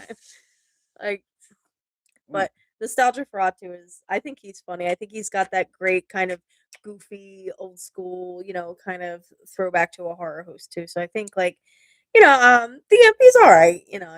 I just think the other two are stronger characters. But yeah, I mean, I know there's a lot of mixed reviews and feelings out there about them, but I think they're great. So, you got to figure you got to keep it moving into the newer, these newer times and keep bringing Yeah, new unfortunately, I mean, Sven's generations. up there in age. I mean, it's like he's still doing a fantastic job, but I Yeah. mean, obviously, eventually, time's going to catch up to everybody. So, But I like what he's doing. I like that he's kind of like integrating. I don't know them that in. people will accept it though. Yeah, I I mean, don't. people are very, Dedicated to Sven, and I Yeah. think that the community's pretty divided. But hopefully, that time is still far away. But we understand that Sven does deserve his retirement when he decides it's time. So Biscuits are good to eat. Muffins are better. That's for sure, my friend. Ain't no doubt about it. Biscuit on a muffin. I put biscuit on muffin. She said. oh, I went too far again. Dang. All right. I love Sven and his crew. I need to set that up on DVR. I was thinking about the show. We watch on the Meet or the Friendly app. Save Me Yeah, and you TV can on there. record it on that. Yeah, so if like you're not home on a Saturday night, it'll still record it and you can watch it the next day. So definitely recommend to watch it that way. But obviously a different different ways you watch are gonna have different options. Lee Cronin, The Mummy is my favorite movie of the year. I We- still need to see that. Yeah, we when Haven't we seen went it to go yet. see the Michael movie the other day, they had it like the little thing going across instead of the mummy, it said the Moomy. It's a MUMY, and that cracked me up. Invasion of the Saucer Man greater than the original Invaders from Mars? I say no. I say yes. I say no.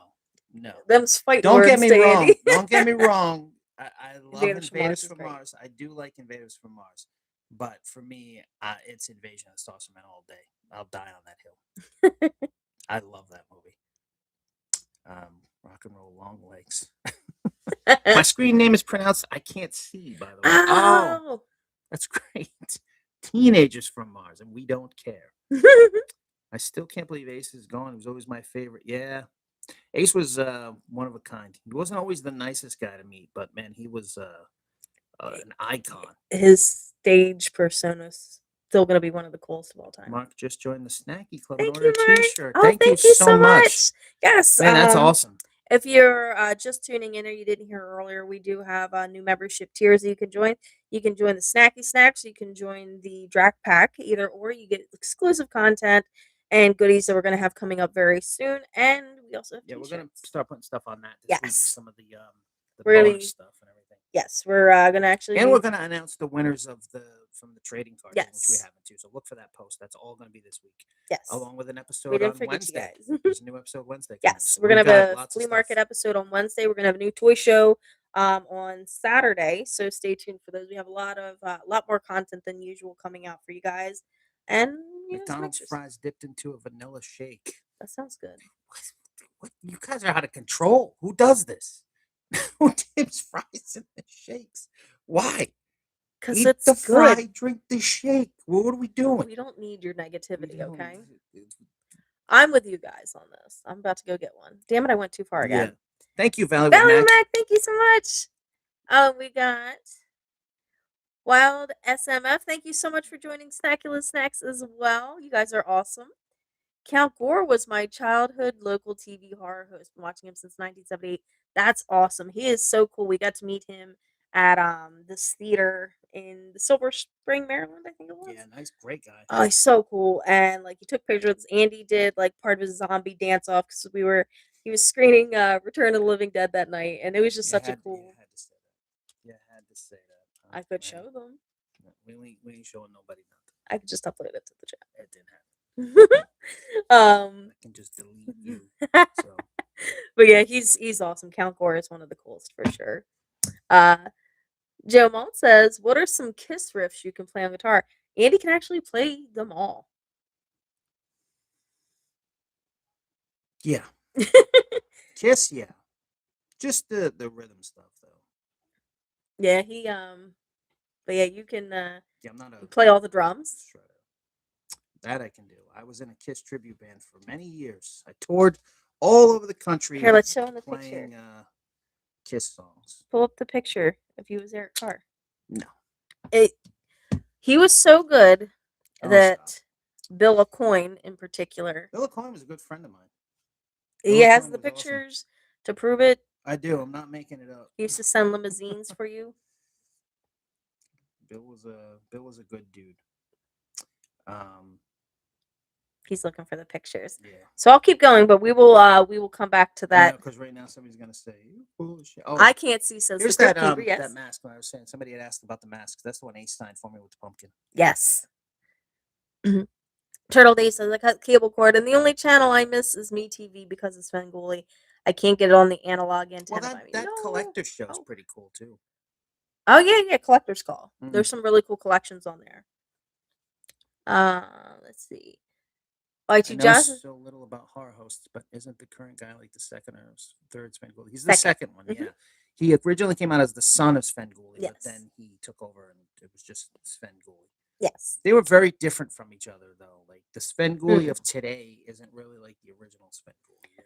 No, very different. Yeah, you could see some similarities like in the beginning, but he's definitely, he is his own entity altogether. But I mean, there's if you want to jump down the horror host rabbit hole, there's so many cool ones that you can discover, and luckily because of YouTube, there's a lot of live footage of many of them that you can still check out today. So definitely go down that rabbit hole because you'll thank us. If you ever get out to California in August or January, two amazing shit. Yeah, Glendale. I know. I want to go to Glendale. That's on the list. I'm going. It's happening. Yes. We'll have to put up a GoFundMe or something to get us to Glendale. Technically the son of Svengoolie. Yes. We did miss something. Oh. Phantom of the Paradise or Rocky Horror? I choose Phantom. I'm going Rocky Horror. Rocky Horror. I'll choose just about anything over Phantom. He does not like Phantom of the Paradise. I hate that movie passionately. Fries and shakes is weird, but I guess it all goes to the same place in the end. That's true. And That's sweet and true. salty. Where's Snacky going? All right, so she's in the middle now. Yeah. What is your guys' favorite Dan Roebuck movie? This is Dan. It's Mark. I mean, he's been in every movie and every show, so it's hard. I mean, obviously, The River's Edge is an absolute classic. It's your quintessential '80s movie. What would you say? My pick for that's not going to be a movie. It's going to be a TV show. It's going to be King of Queens because he got to date Carrie, and I'm super ass He jealous played a of this. cop that I Carrie kind of took advantage of to try to get out of a I ticket. love her. She's fine. He's been in he's been on He's at been least in an everything. episode of every show imaginable. What did we miss down here? Go back up. Here. All right. Hello, Drac and Mrs. Drac. Love all Thank of you, your Love Bug. videos. Thank you so much. Thank you. Hello, Anchorhead. Grandpa Munster was a very underrated horror host. He used to host very scary Saturdays. That's true. Very That is good. true. The original Svengoolie was like Chong from Cheech and Chong. Yeah, very he was hippie-ish, very yeah. much very hippie-ish, like almost like a kind of like some Rob Zombie type vibes too. Like you could tell kind of that. Ace wasn't a virtuoso, but was sloppy great. Kiss was my first concert in Madison Square Garden in '77. My God, what I wouldn't give if there was ever a show I could see in my life out of any band ever in the history of that bands, band in that it show would be Kiss Alive 2, the Kiss Alive 2 tour. Mm. I don't care where, I just want to see it. If I could pick one spot to see it, it would be at Magic Mountain, though. Oh. But any night of the Kiss Alive 2 tour would have just been like, that's it. Yeah. Howlin' for Your Love and It Ain't to Smoke Such Good Songs. Why did they make the cut? That's funny. I did Howlin' for Your Love on a Kiss tribute album. You actually like that's crazy. You like finished that song and like turned it into what it was supposed to be. I feel like Howlin' for Your Love. That's awesome. I've never heard anybody mention that, but I did do that on a Kiss tribute album. That's a deep cut. Hell no, Phantom has Paul Williams. Dude, I don't like Paul Williams either. I'm sorry. I know he was better as an ape. I know people are gonna be like, "That's it, unsubscribe." I'm not a fan. I don't like Phantom of the Paradise. I don't really I don't know. Whatever, man. I'm glad you like it. It's secretly Paul Williams, is what you don't know. What was the last film you saw at a drive-in theater? Oh, it would have been Mahoning, and it would have been Night of the Living Dead, actually, when we went for Zombie Fest or Living Dead Weekend. I forget what it was called. I think Living Dead Weekend's a thing out in on the west part of PA. But the song Dragula bugs me because in the video he's in the coach. That's a good point. That's a damn good point, actually. Danhausen would be an amazing horror host. He's definitely got the elements. A lot of people love him. So I mean, I can see where the fan base might follow him. Oh, absolutely. He does have a strong. A lot of the horror, the horror crowd loves him, so he would do really well. Yeah, I agree. Love that stage set for Alive too. Oh my God, incredible! Just them opening up with "I Stole Your Love" right there. The risers coming down, the platform with the cats with Peter, and just the whole the pinwheels and the Paul in the front with I mean, is there anything cooler than opening up with "I Stole Your Love"? Like, no, there's just not. There's not. That's it. The fire, the way they looked back then, just oh my God, Kiss Alive 2. That's just it. And if I couldn't see Kiss Alive 2, then I would go with the Unmasked tour with Eric Carr, his first tour with Ace. So Ace and Eric Carr, that would be just as great. Almost. I still gotta go Alive 2. Do you collect the Maniac iron-ons? We do. Yeah, I got those. Which ones do we need? I need the Lux interior one. There was a special limited edition Lux one that was released for Lux Lives. I didn't want to get any, but I got the Howie Pyro one. But I got the Monsters, and I've got the store display for the smaller ones. The ones that were Dairy Queen, the ones that came on the Dairy Queen truck. They were sold in stores too. I've got the store display for that, like the Monster A Go-Go thing that's got the Maniac artwork on them too. That's pretty cool. Ever been to G Fest? G Fest. I think that's Godzilla. Oh, that'd be cool. We haven't, but that'd be an awesome one. Yeah, Josh says I have not. Rob Zombie is a buffoon. No surprise he got the video. See, okay, let's break it down because I still love Rob. I um, love Rob Zombie. Rob is just like I've been a fan of him since I was a really, really little kid, and I just always thought he was the coolest. And Rob Zombie, Paul Williams, I have a ton of Rob respect for him, Zombie. you know, because he's, he He's he awesome. cares about animals. He's, He's he's a awesome. super creative person. He's awesome. But you know, I wasn't driving the Dragula. 'Cause you can't really slam in the back of it. You can slam in the back of the coach, though. And if anybody knows about slamming in the back of the car, No, because remember it would be they you. had the Dragula at Monster Bash, and we Yeah. were like looking at how small it is, and we were like, Yeah, it's you couldn't impossible. slam in the back. There is no back to slam in. Yeah.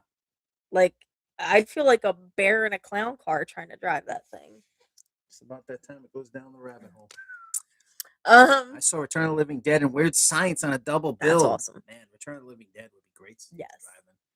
Summerween is here. In fact, it is. For sure. Jim, I still get goosebumps when I see the end of Black Diamond, the giant tigers, and the fireworks. God, Hell right? yeah. I mean, up there like that where the pinwheels are spinning and Yup. the cats are up and he's up there with the. I mean, come on. So cool. The hell's cooler than that? That's always. You open up Kiss Alive 2 and you look at the inside of that. No band is ever going to be able to top that right there. That's just like. That's it. Anything else after that is like less than. That's as cool as it ever gets. Wow, that's a casual Kiss fan, but diehard Twisted Sister fan. That makes sense. All right, SMF. Wild, let me ask you: are you in support of Sebastian Bach singing for them now? Like, are you good with this? I also saw Eric Carr's first show with Kiss at the Palladium. Oh, just stop talking to me. That's it. You saw my favorite two things I could have ever seen: Kiss Alive 2 and the Palladium show. That's God. It's the most jealous I've ever been in my life. Those are some very impressive That's concerts. The top two for me right there. Best concert I ever saw was Rob Zombie and Alice Cooper. I was at that show. Oh yeah. I saw Rob Zombie, Alice Cooper, and Murder Dolls open the show. Was that the Halloween Hootenanny thing? It was.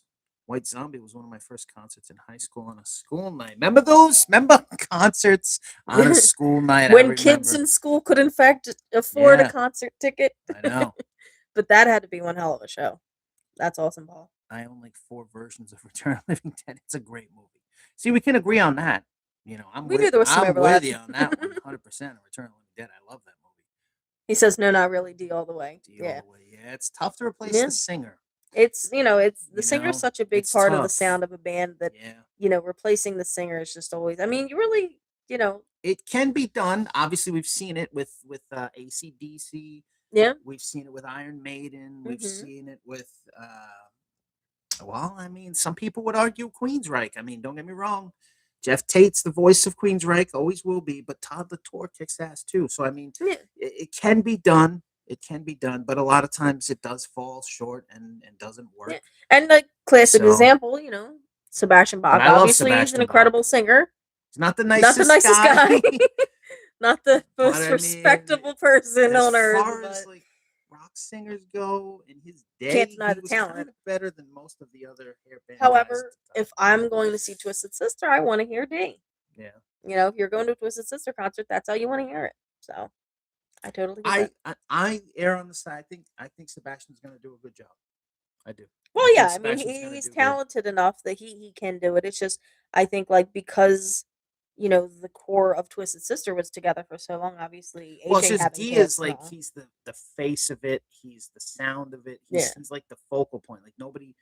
I mean, it's no disrespect to the other guys in Twisted Sister, but I mean, if you think of Twisted Sister, you think of Dee Snider. You don't. And if you're a diehard Twisted Mark Sister, the Animal Mendoza, you think Dee Snider. With Wild SMF, he's obviously a huge Twisted Sister fan. He's gonna want to hear D. Oh, you know what SMF stands for? Of course I do. Okay, I was just checking. I can't say it on here because we need all the help we can get, but what? I know what it stands for. I'm not dumb. And I'm not saying it out loud. G-Fest is a kaiju convention. Okay, in Chicago, it's 99.9% giant monster toys and Japanese collectibles. That's awesome. great convention, but I don't think it's happening this year. Dang. My first concert was seeing Kiss in El Paso in early '76. Oh, you guys are unbelievable. You guys I are bought just all the albums taking up the until knife and turning it well, so tonight. early That's '76. So that awesome. would have been what the Destroyer tour, and that would have been cool too. Did they have like the setup with the? Were they still using like the Frankenstein lightning machine by then, and like the rocks and stuff like that stage set, or uh, either Jealous. way, So jealous. God, I didn't You get guys to. have seen some damn good Yeah, concerts. I wasn't even alive for any of that stuff, We're but man, I would have loved to. super jealous. Would love to have been there for that. Dio replacing Ozzy and Sabbath. That's a good point too, right Yeah. there. That's a good point. See, I'm way more of a Dio fan than an Ozzy fan. So I mean, my favorite Black Sabbath album is Born Again. So He's all over the damn place. I know. Like I love. I mean, but come on, Mob rules. I mean, Dio. I mean, it's singer for singer. Come on. I don't know. I like Ozzy. Meryl Streep is going to be like, you're wrong again. Ozzy rules. Paul Williams, Phantom of the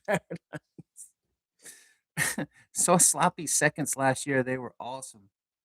What cover did they do that I love a lot? It's Misfit song. No, it's not. No, Hooray for Santa Claus. Yeah, it's great. yes. I was like, Santa Claus Conquers the Martians. That's yes, great. that's a great cover. Discovered you about a year ago. Really love your videos. Take me like an hour to get through because of stopping and rewinding to all the interesting stuff. Thanks. Please explain the Yabba Dabba 2 story. That is because for the majority of my life, my dad looked like Fred Flintstone. And so every time I would see Fred Flintstone stuff out at yard sales and stuff, it always just looked like my dad looked like. So one day I just kind of started putting that in the episodes like, hey, that's my dad. And so when you see that pop up on the screen, that's actually my dad sitting in the Flintstone car. So he was okay with this. He was fine with this because I would always tell him this anyway. I was like, if you back in the day, if he had dressed up like Fred and put the Fred Flintstone suit on, he would have been spot on. Would have been a dead ringer for Fred. You know, and he can do Yabba Dabba Do like him too. So it's like that's awesome. It's pretty spot on. We'll have to see if we can convince him. And my brother looks like Pebbles. All right, so Ozzy for me, no disrespect to Dio at all. Yeah, I mean you can go either way. It's just personal Ozzy's such preference. I mean, Iconic the frontman. early days of Sabbath, what would they have been without, the sound with Ozzy? Like that obviously started such a huge movement. And then, Ozzy going solo, I like some of that earlier stuff. So it's like, but then I like some of the stuff like, you know, like that he did with like Zach Wild and stuff. So it's like he's always had great guitars. He's always been surrounded by great musicians. So it's really no wrong answer.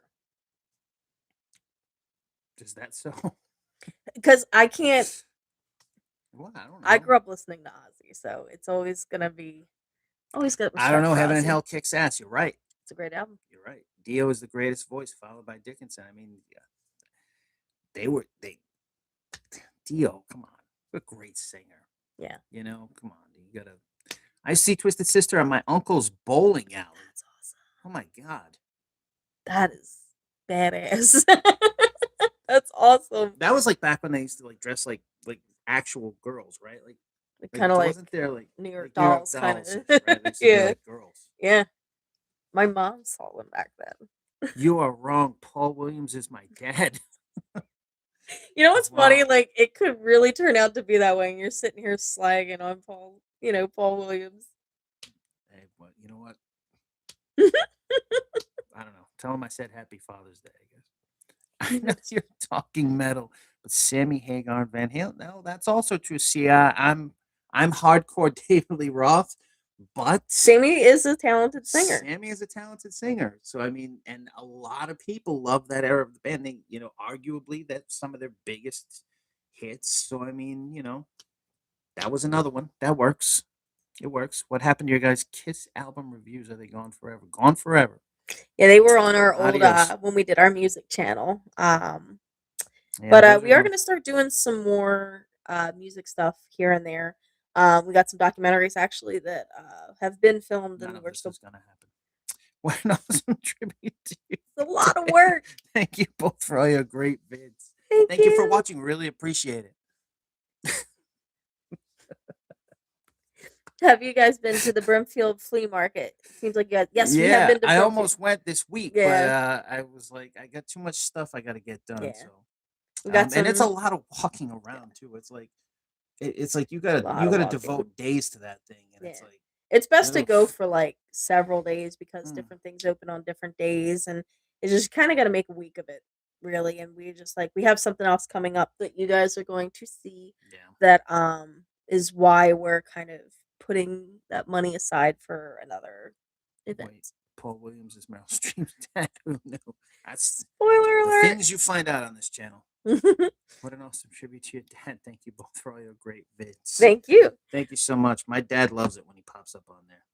At Yes. least I think he does. He tells me he does.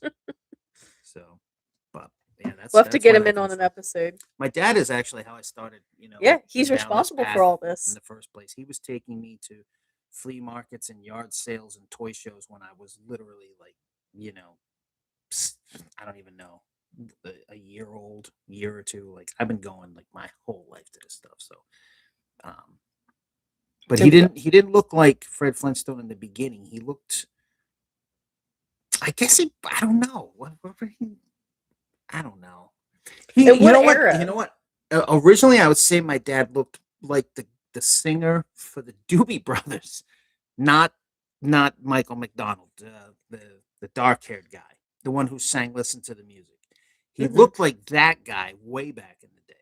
He looked like the guy from Doobie Brothers. And then he looked like, and a little Brad Delp too, Brad Delp. He's Boston And area, then obviously. he looked like Fred Flintstone for the majority of my life, and now he looks like a wizard, a cool The wizard. evolutions. Paul Williams was Phantom of the Paradise. Yeah, he sure was. Can't take that away from him. Bootleg Godzilla says trip to Trippy. Japan. Oh, we would love that. We would love There are a that few so much. YouTubers who do Japan toy tours. Yeah, I know. Those are those rich ones, though. Yeah, we're still trying to get out to California, the Glendale show. We're still trying to get a piece of art to hang on the wall. You know what I mean? Forget it. We got the padded walls here. All right, But I have a bunch of Japanese robots. I mean, I do love the stuff, but you know. The most memorable event in 1976 El Paso Kiss concert was Gene getting spared with his hair in a bottle rocket. So his plan is still. Oh my god, Wow, that's crazy. that's great. But yeah, My dad saw Kiss back in like '76, or maybe '75, and whenever Mountain played with them, and I guess somebody had thrown a M80 up on stage, which is, can you imagine? Could have killed somebody. yeah, Leslie dude, it West was or wild times back then. craziness. What's on your current grail list for finds? Oh, the Universal Monsters Magic Slate. I would, yeah, I would do unspeakable things to get my hands on one of those. So I definitely want one of If those. you want to see Andy do some crazy stuff, that's my grail right now. help him I find just a want magic that. slate. He'll do weird stuff. Outside of that, there's a couple of costumes I need, but there's some stuff like it. But as far as grails go, I think that's the only like grail where I'm like, oh my god, I want this so bad. The rest of the stuff, it's a lot of stuff I'd like to have, but if I didn't find it, I could live without it. But the too. magic slate is number one for sure. Yeah, Because ever since you got the Renzi car, Renzi was my grail. That was the grail piece, and I would love to own a carded AHI creature from the Black League. yes, That would we be. have uncarded the male and the female or wide hip creature. We have those uncarded and nice condition, but carded obviously. I mean, there's a lot of stuff I'd like to have. Like, I'd love to have the Frankenstein speaker. Would be awesome. I'd love to have one of those. Yeah. The bike buddy. But we'll see. Horoscope. All in due time. NPC the horoscope would have to be in the box. I could have bought the horoscope a few times, but well, yeah, because the box artwork is like the selling point on that. Any NPC monster stuff will be awesome. The past 10 years, I've noticed a lot of fans' favorite albums is 12 hits, but mine still always be Static. 12 hits for me, for sure. That's my favorite Misfits album. Static is how I kind of like got into. It was kind of like my introduction to Misfits, so will always hold a special place. Yeah, 12 hits for me by far. I just think that is quintessential Misfits.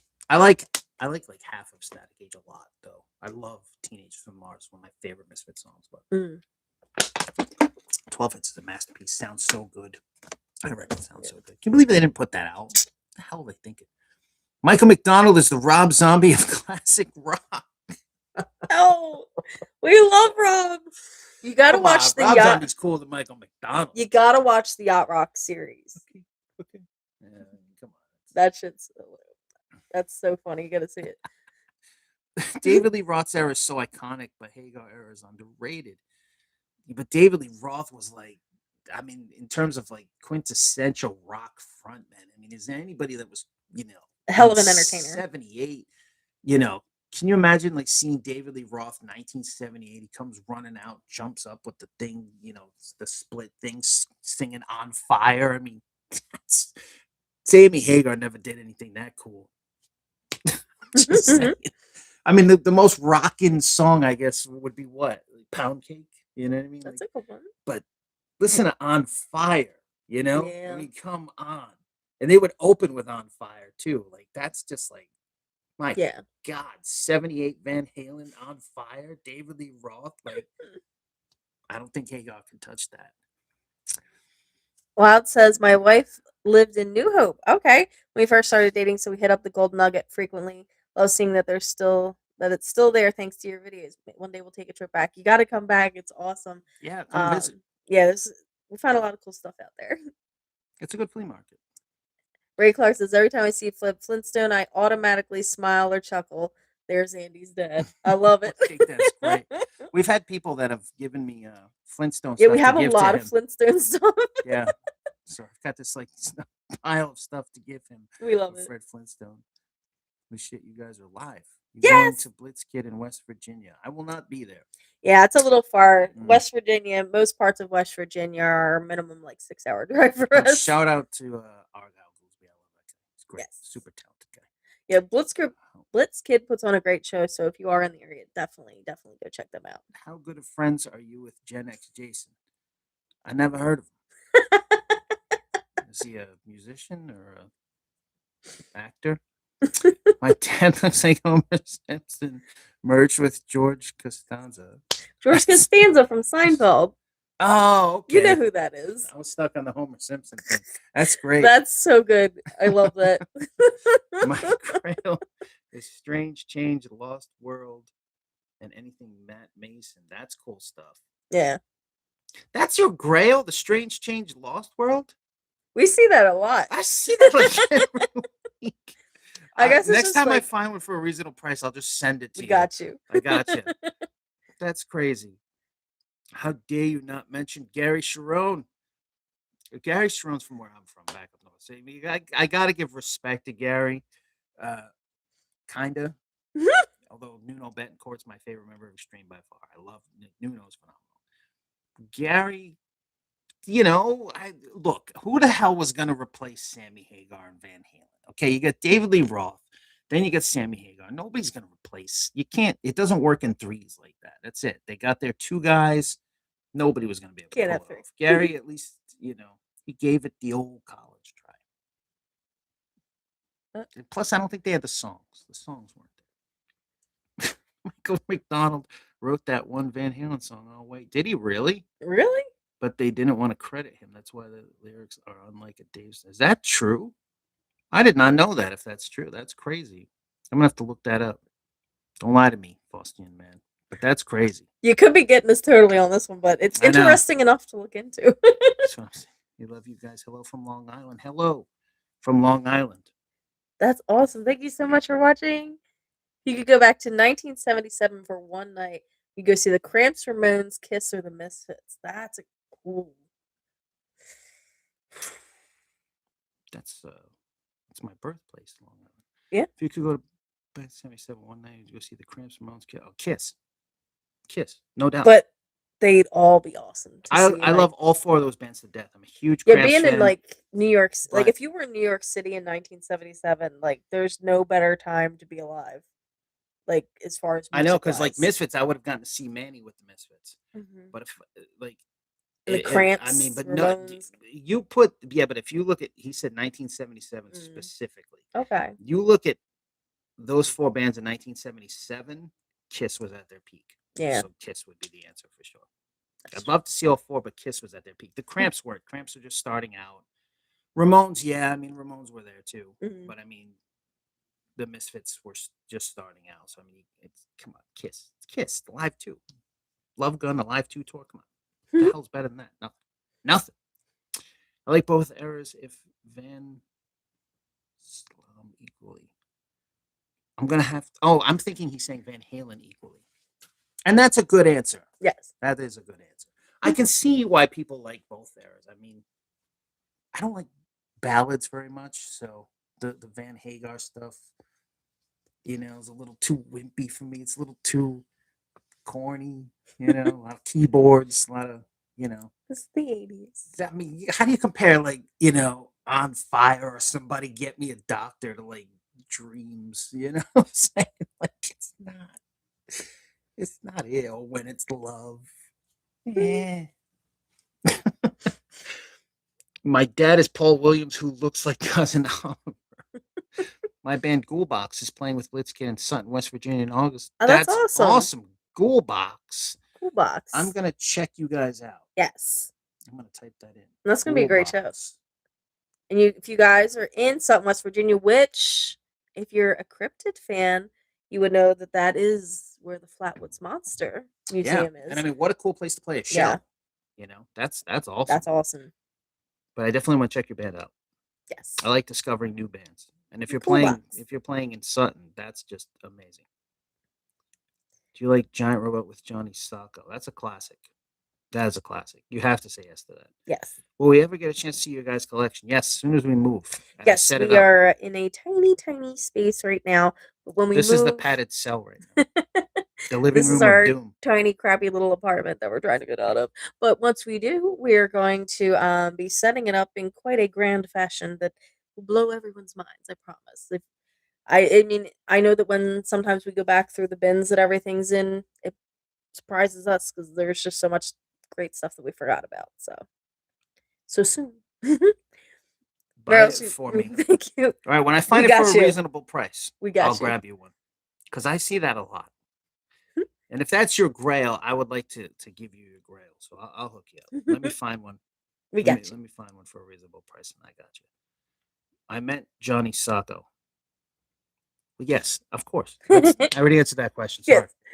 Oh, the thing maker too. I'm reading it like, wait, what? Huh? You forgot where he was at. Alex said he wanted Paul Rogers from Bad Company. Yeah, that wouldn't have worked.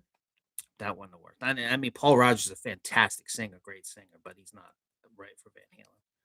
Love your videos. Thank you, Hunter. Thank you. We really appreciate that. The song that introduced me to Misfits was Halloween. Yeah, that's a great place to start. Come on, that's one of their best, yes. for sure. Do you like Stryper? He does. That's tough to. I do, but Michael Sweet is not a nice guy. He's still on his crusade against Michael Sweet. Michael Sweet is the one. You've been feuding with him online for a decade now? One musician that was a total douche to me, and it doesn't make sense. For no reason. It was for no reason, and it was like he's supposed to be the Christian guy, the Jesus guy, the whole thing, and he was like a total dick to me. And it's like, God, like, unnecessarily rude in the moment. I think Michael Sweet is an absolutely world-class singer. Very talented. Amazing voice. The musicianship of that band is fantastic. He's a phenomenal talent. I don't get into the religious side of it, but musically they're incredible. And but once your bubbles popped, So. Yeah. But yeah, I mean, his very voice is phenomenal. I mean, go try to sing "To Hell with the Devil." Good luck. And those are my grails because they were much important to my childhood. Then I get that. You need to get them back. I do get that. I don't collect personally. Like me personally, I don't collect for nostalgia purposes, which is what makes me different than everyone else. Because everybody else collects for nostalgia, which is great, and I totally understand that. I don't collect stuff I played with as a kid. I collect stuff my dad would have played with as a kid. So it's a weird thing. I understand nostalgia completely, though. And I understand why people are like, oh, my God, I had this when I was a kid. this is my favorite alien, and I had him as a kid, and now I have him again, and I love him. I get that It's totally, such a but good I warm don't. I fuzzy don't feeling. personally do that, which is weird. I should. I should be like, But it's a big part of oh, what this community is about. yeah. No, I And get it. it's you know what I I mean? get it. And I think everybody I like think I'd be a deep shit if I collected oh, stuff from my childhood, and I was like, because I had everything as a kid. I yeah. was spoiled to a certain Well, you had extent. I family mean, that worked at I Hasbro. had family that worked for Hasbro, and I mean, we were around discount toy stores. I had everything. I had Transformers and Thundercats, and every weird toy line that the Micro Machines and Supernaturals and My Pet Monster and Hmm. Mad Balls. And I had all of this stuff, and so if I did have that nostalgia feeling, I'd be in trouble because I would need all of it Yeah. back. So I'm glad I don't feel that way because I'd be broke. I'd be We need the like, oh, I'll mansion. do anything for a Mad Ball, like. I mean, I'm after a few things from my childhood, but luckily like the stuff from my childhood isn't too unattainable. Mm, It's just like a matter of getting in a good condition and it being a couple $100. But working on it. I'm yeah. working on it. Oh, The stuff I Snacky played just with as a woke kid is up. crazy now, though. I don't know how people do it. The only Snacky Mad woke. Balls I have in my collection were Glenn Danzig's Mad Balls. That's it. Yeah. Snacky baby, she just woke up. Move your shoulders so they can see baby. Well, then get her. Get her. She's fine. She doesn't want to come over here. She doesn't want to be on this camera. Yep, it's true. He's credited on the later CDs in the stream. So Wow. Michael McDonald did write I'll Wait. That's crazy. Yeah, the original monster scenes at a decent price. That'd be cool. That's tough too. Did you guys see Alice Cooper at the MMRBQ? We didn't, but that anytime you get to see Alice Cooper is great. I've seen Alice a bunch of times in concert, but I've actually not never that in seen particular. Alice. I've always liked Alice. My parents loved Alice. I took my dad to meet Alice at He's gonna Chiller kill when he you. did a signing. Yeah. And my father said, I've never said this to another man before, but I love you. Nell said, I never said this to another man before, but yabba dabba do. Yeah. That's his favorite. My dad's favorite is Alice Cooper. He loves Alice Cooper. Alice Cooper's He got a will lot defend of Alice lot, Cooper a to lot the of great death with me. He songs. loves him. He loves him. You can't go wrong. He saw him back in the day, Love It to Death tour, and Killer tour, and all that stuff in their heyday. The best tours. I know. I think my mom saw Alice. Where me and my young. dad agree 100% though is on Deep Purple. My dad saw Deep Purple like on the Machine Head tour. Damn. Which is like, come on, to have seen Ian Gillan in his prime, in his heyday, that's like, wow. Never thought Kate of Bush would be my 77 okay. choice. Yeah. Yeah. What a great time to see Kate Bush. And Turtle Leaf says, yep, fact checked and confirmed. I'll Wait by Van Halen. You said that. Don't listen to him. I'll Wait by Van Halen was written by band members Eddie Van Halen, Alex Van Halen, Michael Anthony, Dave Lee Roth, along with singer-songwriter Michael McDonald. How did Michael McDonald wind up in the studio with Van Halen? Like, that's how. What a weird cocaine. Weird. That's how.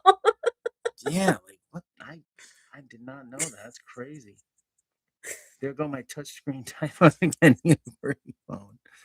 Send me a message if you dig it. I will definitely. Anchorhead. I wrote it down on my phone to check it out. Google Box. Awesome. Everybody Wants Some will forever be remind me of Better Off Dead. Yep. The Fashion Man. Everybody Wants Some, such a great song. Yeah, it's not surprising when you think about it. They were so effed up they couldn't finish 1984. So Ted Templeman put them in contact with Mike McDonald so they would finish. That checks out. I know, but why him? Why did how did his name come up? Like, you know what this really needs? Because what you don't know some Michael McDonald. is that Michael McDonald would like smack him around whenever they'd like get rowdy.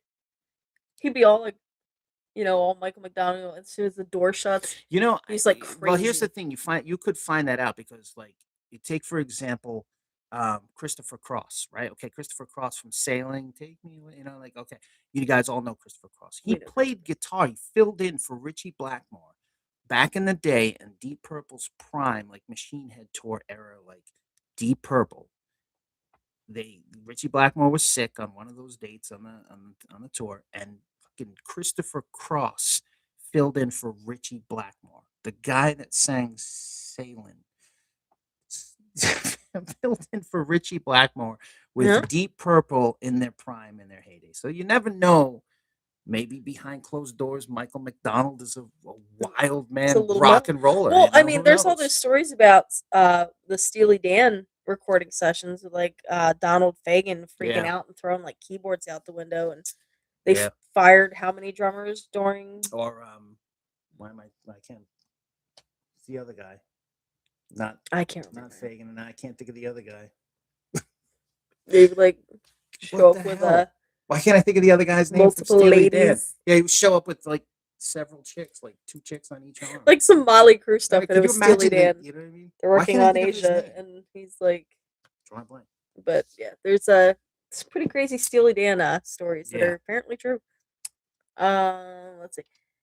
Is it better to sell at shows or eBay? Shows. Yes. Yes, please hit that like and subscribe button. Thank you, Love Bug. For you guys in general. I mean, we just set up at the shows, like, cause we buy a lot of stuff. A lot of it's impulse buys, and a lot.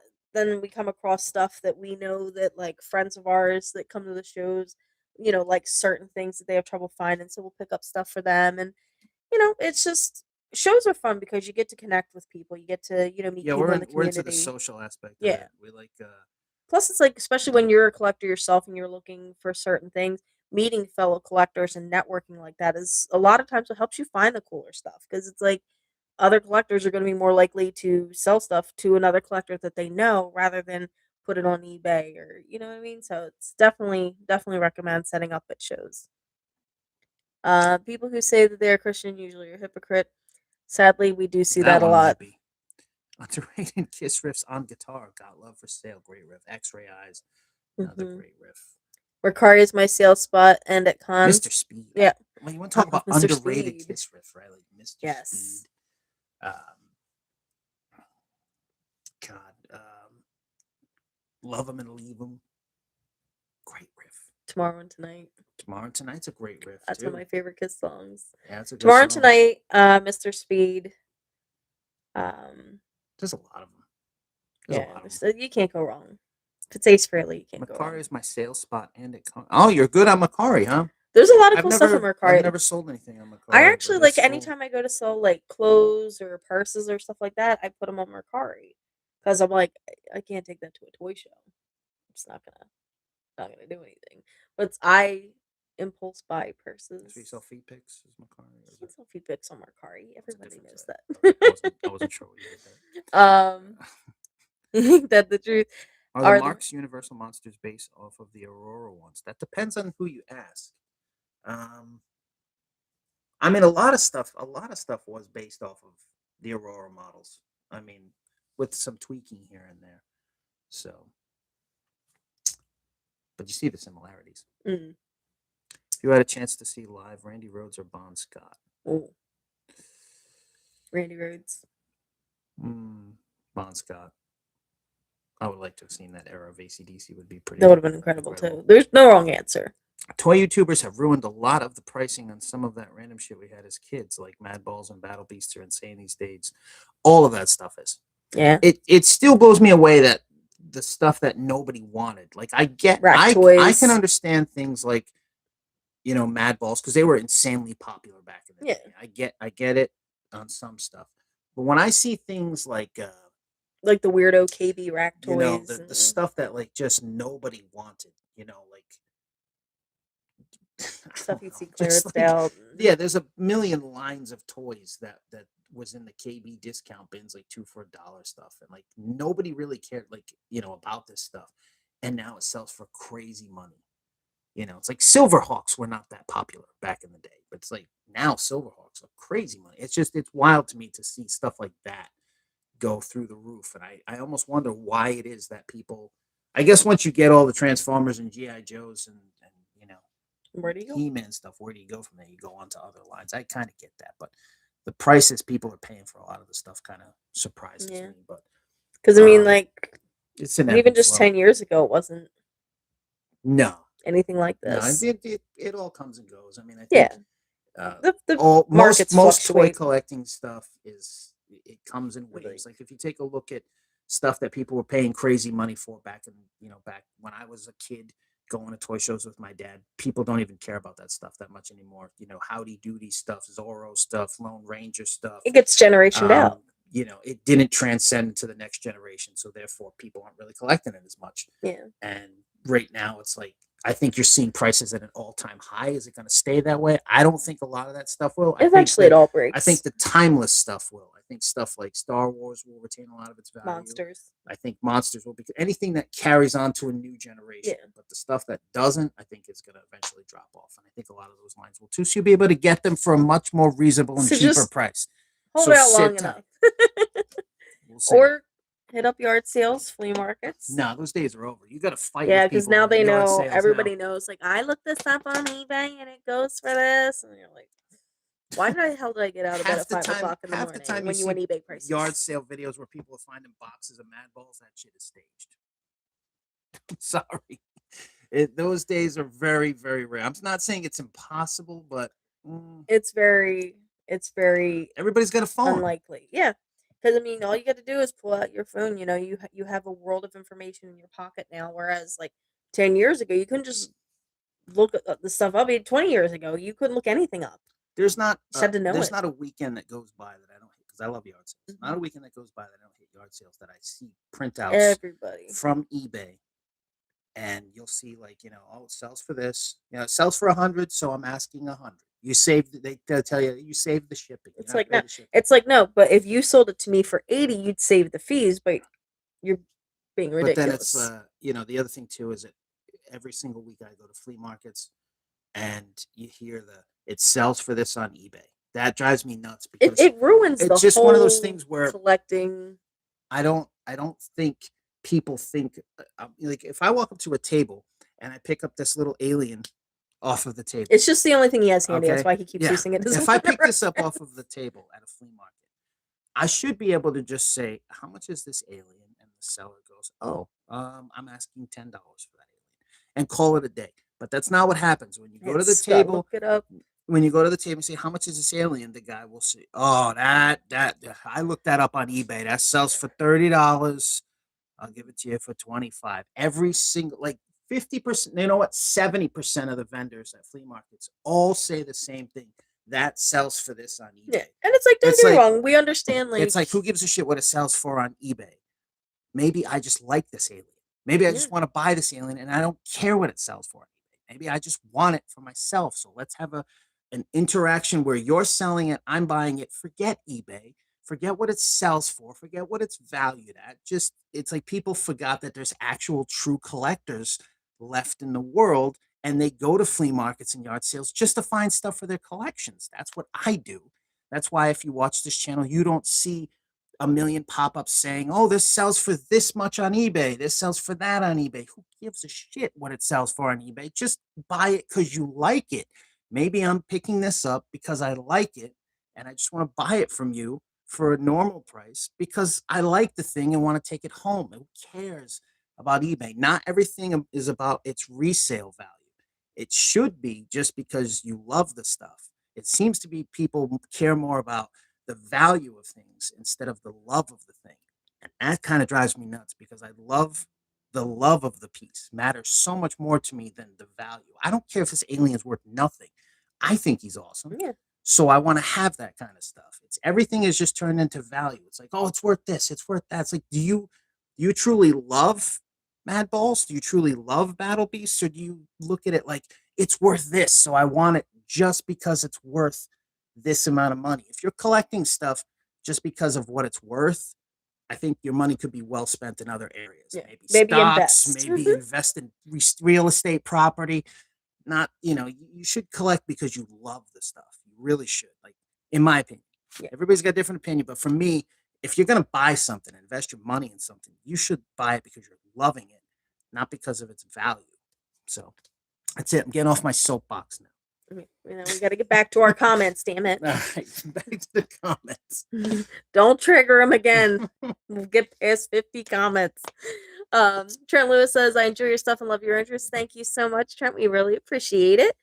And then Adam says, Eric Burden from the Animals and War is 85 today. One of my favorite 60s singers. That's awesome. It's amazing he's still around. He's got a great backstory, Eric Burden. Mm. He should have been a lot bigger, though. I think I was reading something recently on him, like his early days. The Animals, the guy, I think it was the keyboard player in the Animals, got all the writing credit for the new arrangement of House of the Rising Sun, which was like one of their biggest hits. So he, to this day, gets to collect all the money because his name was the only name on the 45. Wow. And so the rest of the guys never got paid for that. Yeah, the music industry's crazy, guys. Brutal He knows the ins and outs of it. Brutal business to be in. So all the young girls love Alice is definitely not about Alice Cooper. I don't know, man. Some young girls do love Alice Cooper. Were you an Alice groupie? Were you? No, you never seen Alice. I never saw Alice. No. I always wanted to. But we'll save that for another time. We are not talking about anything like that on this channel. It's a family show. Trent Lewis says he lost a bet. Enjoy your stuff and love your interest. Thank you. Christopher Cross. Yes. It would have never thought. Yeah. Ooh. And we scrolled too far again. Machine Head. Yep. I saw Little River Band and Three Dog Night in September. I can't see said. That's awesome. Machine Head and Taste the Band. Yep. Y2 Just. Yeah, that's an underrated. This is a like Love Child on Come Taste the Band. It's a fantastic song. Underrated Deep Purple song. Y2 Just says, Michael Bolton had a hair metal band. That's true. Yeah. And was that Blackjack? Was it Blackjack? Yeah. Was that hair metal though? That was like AOR. It was like it was rock. Dad rock. But he also co-wrote Forever by Kiss. Yeah, he did. That's my favorite Bruce Kulick guitar solo. That one and the Tears of Fallen one. Those two are great guitar solos. Fantastic. Great songs. So, respect for Michael Bolton. Somehow. What's the strangest Universal merch y'all have ever seen? Ooh, that's a cool question. Strangest. The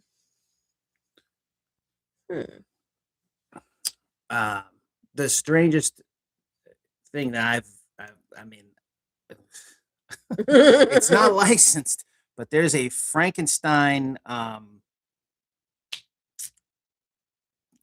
are you going with this? Yeah, you scare me. Yeah, there's a Frankenstein. If you're not going to say the word, it's going to be something. It sounds like related. Vibration. There's a Frankenstein, one of those, and so I think that's weird. That might be the weirdest universe, but it's not licensed. So if we're talking licensed, is it electric? Oh boy! I think it's from the 70s. That checks out. But I've seen it. Yeah, there's a lot of weird exploitation stuff at that time. No, we're not buying one of those. You'd want it if it was Creature.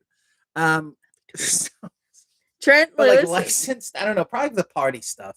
The party stuff's kind of weird. Some of the pinatas. I think the pinatas are strange. Like, cool, have you ever seen the pinatas? They're so weird looking. So I'd probably have to go with those. I think the Universal Monster pinatas are the weirdest. That's a good one. Thing. Trent said, "Are there any good toy shows in Ohio?" There's actually some great toy shows in Ohio. The Great Ohio Toy Show, of course, is the first one that comes to mind. Toy-Hio. And there's like a bunch of like smaller ones as well. So if you're in Ohio, there's definitely a lot of toy show mecca. There's a lot of really good ones in driving distance, as well as a lot of really cool toy shops too. So Walter Becker, that's right. That's who it is. Yep. Mm-hmm. There's a lot of stories of him rolling up to the studio like totally like messed up on drugs, and he's got 2 girls with him, and he's like, and I'm thinking like, God, like you wouldn't you wouldn't think the guy who's playing on Peg is the guy who's with 2 women. I don't know. You wouldn't think that. Good evening from Minnesota. Hello in Minnesota. Wow, cool. Yes. How do you like the cover band Not Quite Brothers? I haven't heard them. No. We'll have to check them out. Randy for me every day, only because it was a shorter run than when Bon Scott had it. Good point. Mm-hmm. Good point. But Steely Dan is named after a marital aid in a Philip K. Dick movie. Well, you know what? That's it's a Frankenstein Steely Dan. That's our next channel name. Yeah, Frankenstein Steely Dan. Oh, that's exactly it. Your top 3 favorite Alcoin era merch. Mine are the mirrors, Migos, and belt buckles. Alcoin merch was the best. Oh Man, I love the show beam is my favorite piece Mm, of Kiss memorabilia. I love that. I love the remote control van because it's so mm. ridiculous. I know, like just so And random. mm, I think probably the Australian Kiss plaques. I think are all, or Mm, the jointed action figures. I think are great, but probably the plaques, the 4 plastic wall plaques. I think are just unbelievable. Um, but you can't go wrong. There's so much cool stuff. I mean, the Viewmasters are fantastic. Like it's just there's so much great stuff. The mm. Alcoin years were amazing. I had so many great conversations with Bill about the merch and the different stuff and things that were made. He gave me copies of like I've got these pictures of Prototype stuff. prototype stuff that they never made, like a Kiss love gun thing and flashlights and love lights. Like remember those little flashlights that you press the Mm, button, and they were gonna have like Kiss love lights and stuff like that. He was a marketing genius. absolutely. Bill was awesome. Um, Johnny Seven Gun on Grail list too. Yeah, it's a tough. A lot of that stuff's come down in price too, though. So you might be able to get it for a good deal. Mm, The golden age of collecting was during COVID because everyone was hard for cash. Was able to complete my collection since then. Prices have yeah, skyrocketed. They have. they really Yeah, have. they have. A Things lot have. of markets fluctuated, I don't know how and people pay a lot of the prices that they're paying for some of this stuff. Figures and different toys.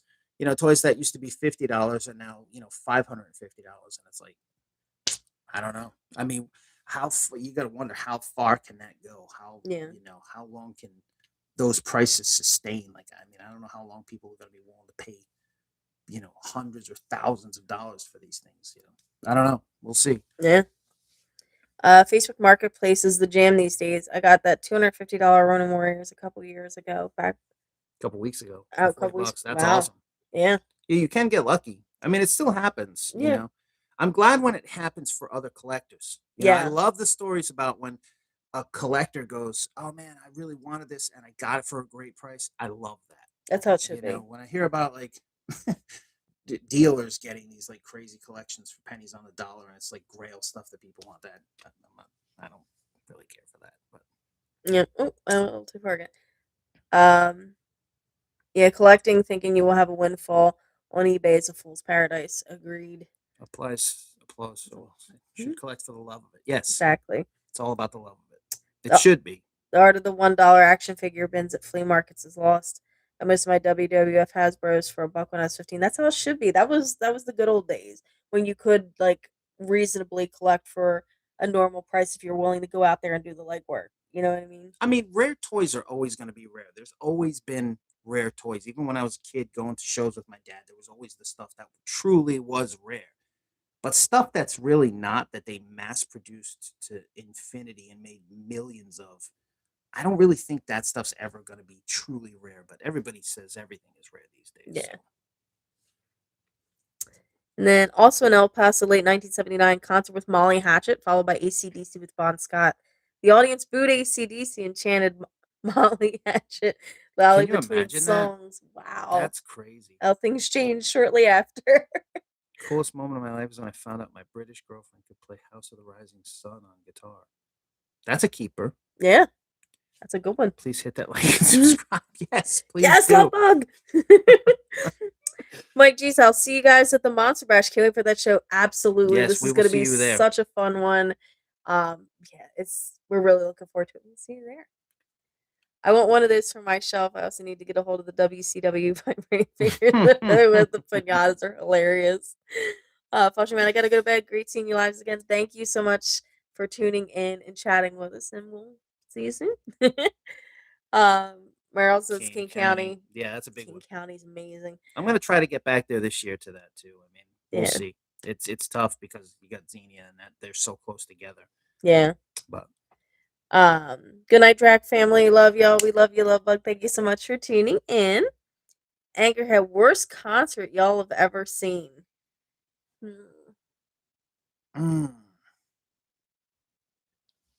That's tricky.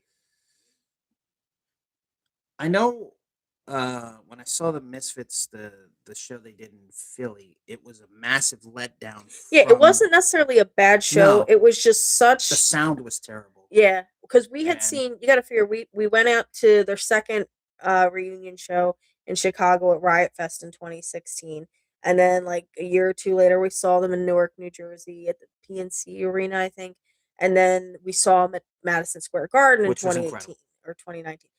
Amazing. Yeah, it was 2018 or it was 2019 because it was right before COVID hit. That show was amazing, and they sold out. Well, I don't know if they sold out, but it was like either sold out or damn near sold out.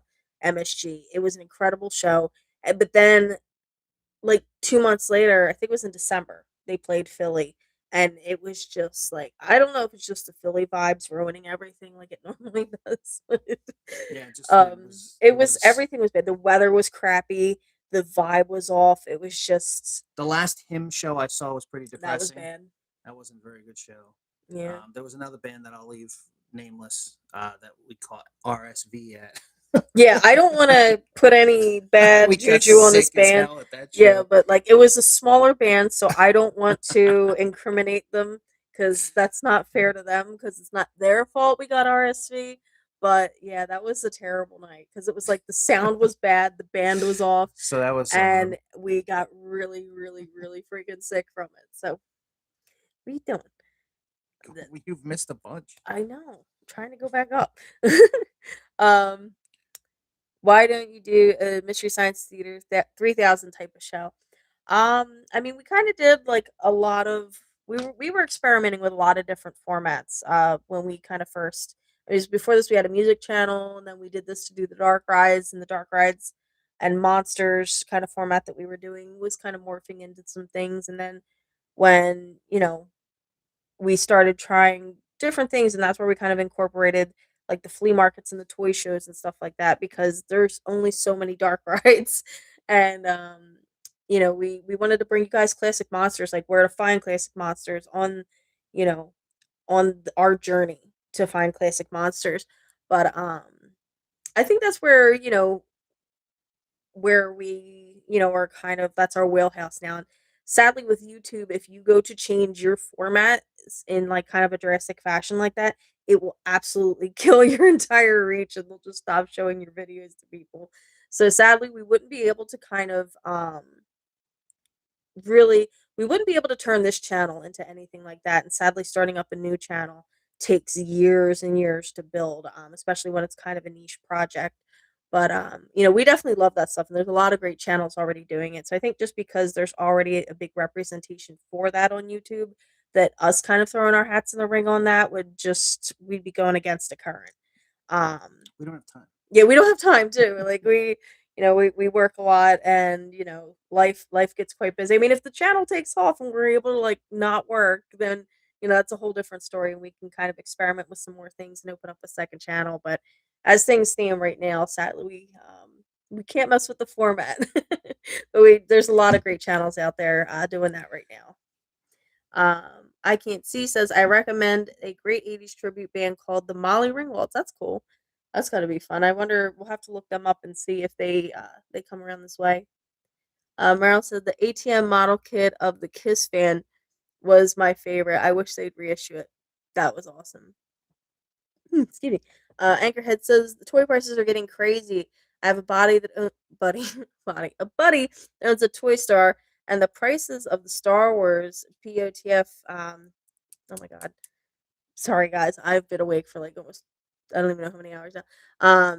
Yeah, the prices are going crazy these days. Star Wars, like there's a whole new resurgence, but I don't know if it's like the Mandalorian stuff that's coming out that's kind of driving that whole wave of the price increases with the Star Wars stuff. But Star Wars is another one of those those franchises that just, they keep morphing into, they keep bringing in new generations into their collecting. So it's like that's always going to be a pretty pricey market.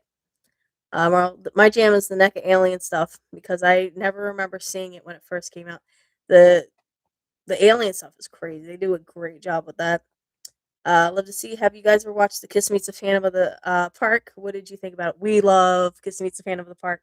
Andy had it on one of his like little watch tapes when he was a kid. I think if you were an 80s or 90s kid, you had your parents would tape the stuff off of TV for you on the VHS tapes, and he had a recording that his mom did for him of Phantom of the Park. It was like playing like a replay on TV years later, and she caught that for him, and he just fell in love with it. I saw it years later, but that is an absolute classic. Um, Joel says, I found a first press of Kiss Without Kissing Time for $16 in an auction site. One of my favorite pieces. Yeah, that record is always going to be a classic. That was my first Kiss record that I got. Um, I found it in a record. Actually, funny you said the first press Without Kissing Time, Blue Casablanca labels. I found mine in this little old like this record store. It's not even there anymore. I don't think on the South Street in Philly. That's actually where I bought it. Um, it wasn't in the best condition, obviously. I got it for $5, and yeah, from there that kind of created a monster, and I just was like, oh, I gotta get them all now. And there's just so many pressings of Kiss records. It's impossible. Like Andy had like what like 2,000 piece collection. How many Mhm. of Kiss records, and it's just absolutely crazy. Um, I can't see. So is ACDC flirting with disaster that night? Trying to remember. Oh, the with the Molly Hatchet show. That'd be crazy. Oh damn, it went too far again. Um, okay. OG Star Wars figures crack me up because they look nothing like the actors. E-Town Concrete was the worst act I've ever seen. Oof, terrible, says Y2 Josh. I've never seen them. Steve says, great show, guys. Thank you so much. Constantly amazed Meatloaf live in Central Park. Anchorhead says, I would love to see him. I'd never seen him. He saw like so I saw many. him about 20 times in Mhm. concert. They're one of my favorite bands. I saw them. I saw their first U.S. show that they ever did, and then I saw like one of the last U.S. shows they ever did. Second to last. So that was pretty amazing. No, what's the I last? saw bunch of different tours of them. I love those guys. It was the last show. Was it? Yeah, because I think because he played the Fillmore in Philly, and that's where we saw him, and I think he went Yeah, you back went home once after because that. you didn't like him back in the day. Yeah, You I'll were be honest, I didn't get into him the first time around, because you were a dork. not because I was a dork. You still are. I am a dork, but yeah, I didn't get into him the first time around because all I had heard was God, I just like I heard like the radio stuff, and the radio stuff isn't what grabbed me when it comes to him. Like I like some of the songs that not like the mainstream hits. So it's like had I heard the right songs, it would have been a different story. But I love him now. I do, but I admit that I didn't give him a fair chance at the time, and I regret that because I probably could have seen him a lot more times had I gotten my head out of my ass and actually did a deep dive in his catalog. Shut up. Sorry, Meatloaf live in Central Park, third row, 1978. Dang. Worst show I ever saw was Erasure because at the time I hated them and was forced to go. That's never fun when you're like kind of dragged to a concert of somebody that you do not want to see. Have you gone to Comic Con in San Diego yet or planning to? We would love to, but anything on the West Coast is just really, really hard for us to get to. Because at that point we have to fly across country to do it. So Well, it's expensive. she would love to go there. Not me. I would have no interest in going to Comic Con, but she would love to go to Comic Con. If I was gonna fly out to the West Coast to Glendale. do a show, yeah, that I'm Yeah. definitely gonna go at some point. It's definitely gonna be the Glendale show. That's the one that that seems the coolest. I definitely want to go to that. Yes. I can't see says if you like dark rides and monsters, have you ever been to Six Flags over Georgia? I haven't. Have you ever been? I know you've been kind of around the I don't South. think so. What Six rides Flags are? over Georgia. Yeah, what rides are there? I don't know. Richard says worst concert. Cheryl Crow at PNC in New Jersey. She whined about what a bad day she was having. Who cares? Sing. Wilco opened up and they were great. Well, at least Wilco was good. Um, yeah, it's. You should rename your channel to Gen X Dracula. That's never gonna happen. We're not Gen X, so it wouldn't work. Yeah, it wouldn't work. I'd have to be Gen X. We'd be millennial Dracula. That's a possibility. We'll go with that. Worst over for me was Five Finger Death Punch. Didn't want to be there to begin with, and it was all downhill from there. That'll do it. Slipknot opening for Rob Zombie was the worst show I ever saw too. Why? Because of Slipknot or because of Rob Zombie? Yeah, was it both? Rip and destroy. WYD. That's great. My first two were in the same week. Double platinum on CD and Destroyer on cassette. Kiss fan ever since. It's a good place to start. Kiss Meets the Phantom does, it's like the closest thing we ever got is the Attack of the Phantoms, which is a superior cut, I think. I prefer Attack of the Phantoms over Phantom of the Park. Even though I grew up a Phantom of the Park, I think the inclusion of the solo albums music into Attack of the Phantoms definitely adds something, and I like the cut. I think the movie runs a little bit better. So that was on Kissology, but why that hasn't been released on Blu-ray is beyond me. I mean, seriously, or an official release. It's crazy. Yeah. Toy shows are definitely your vibe. The best on YouTube. Watch you religiously. Keep up the. Thank you so much. Thank you, love to see. We really appreciate that. Yes. I agree. I love toy shows. Yeah. Someone mentioned him. Is that the same him with the lead singer with the deep voice? Yes. It is. Looking to buy a 1980s Blueberry cereal box, but afraid of getting reproduction. How would you be able to know if it's original? Good question. A definite good telltale sign is on the inside. Most of the time, the reproductions are white, whereas the originals are that infamous gray, cardboard color. And a lot of times the reproductions too, they'll have.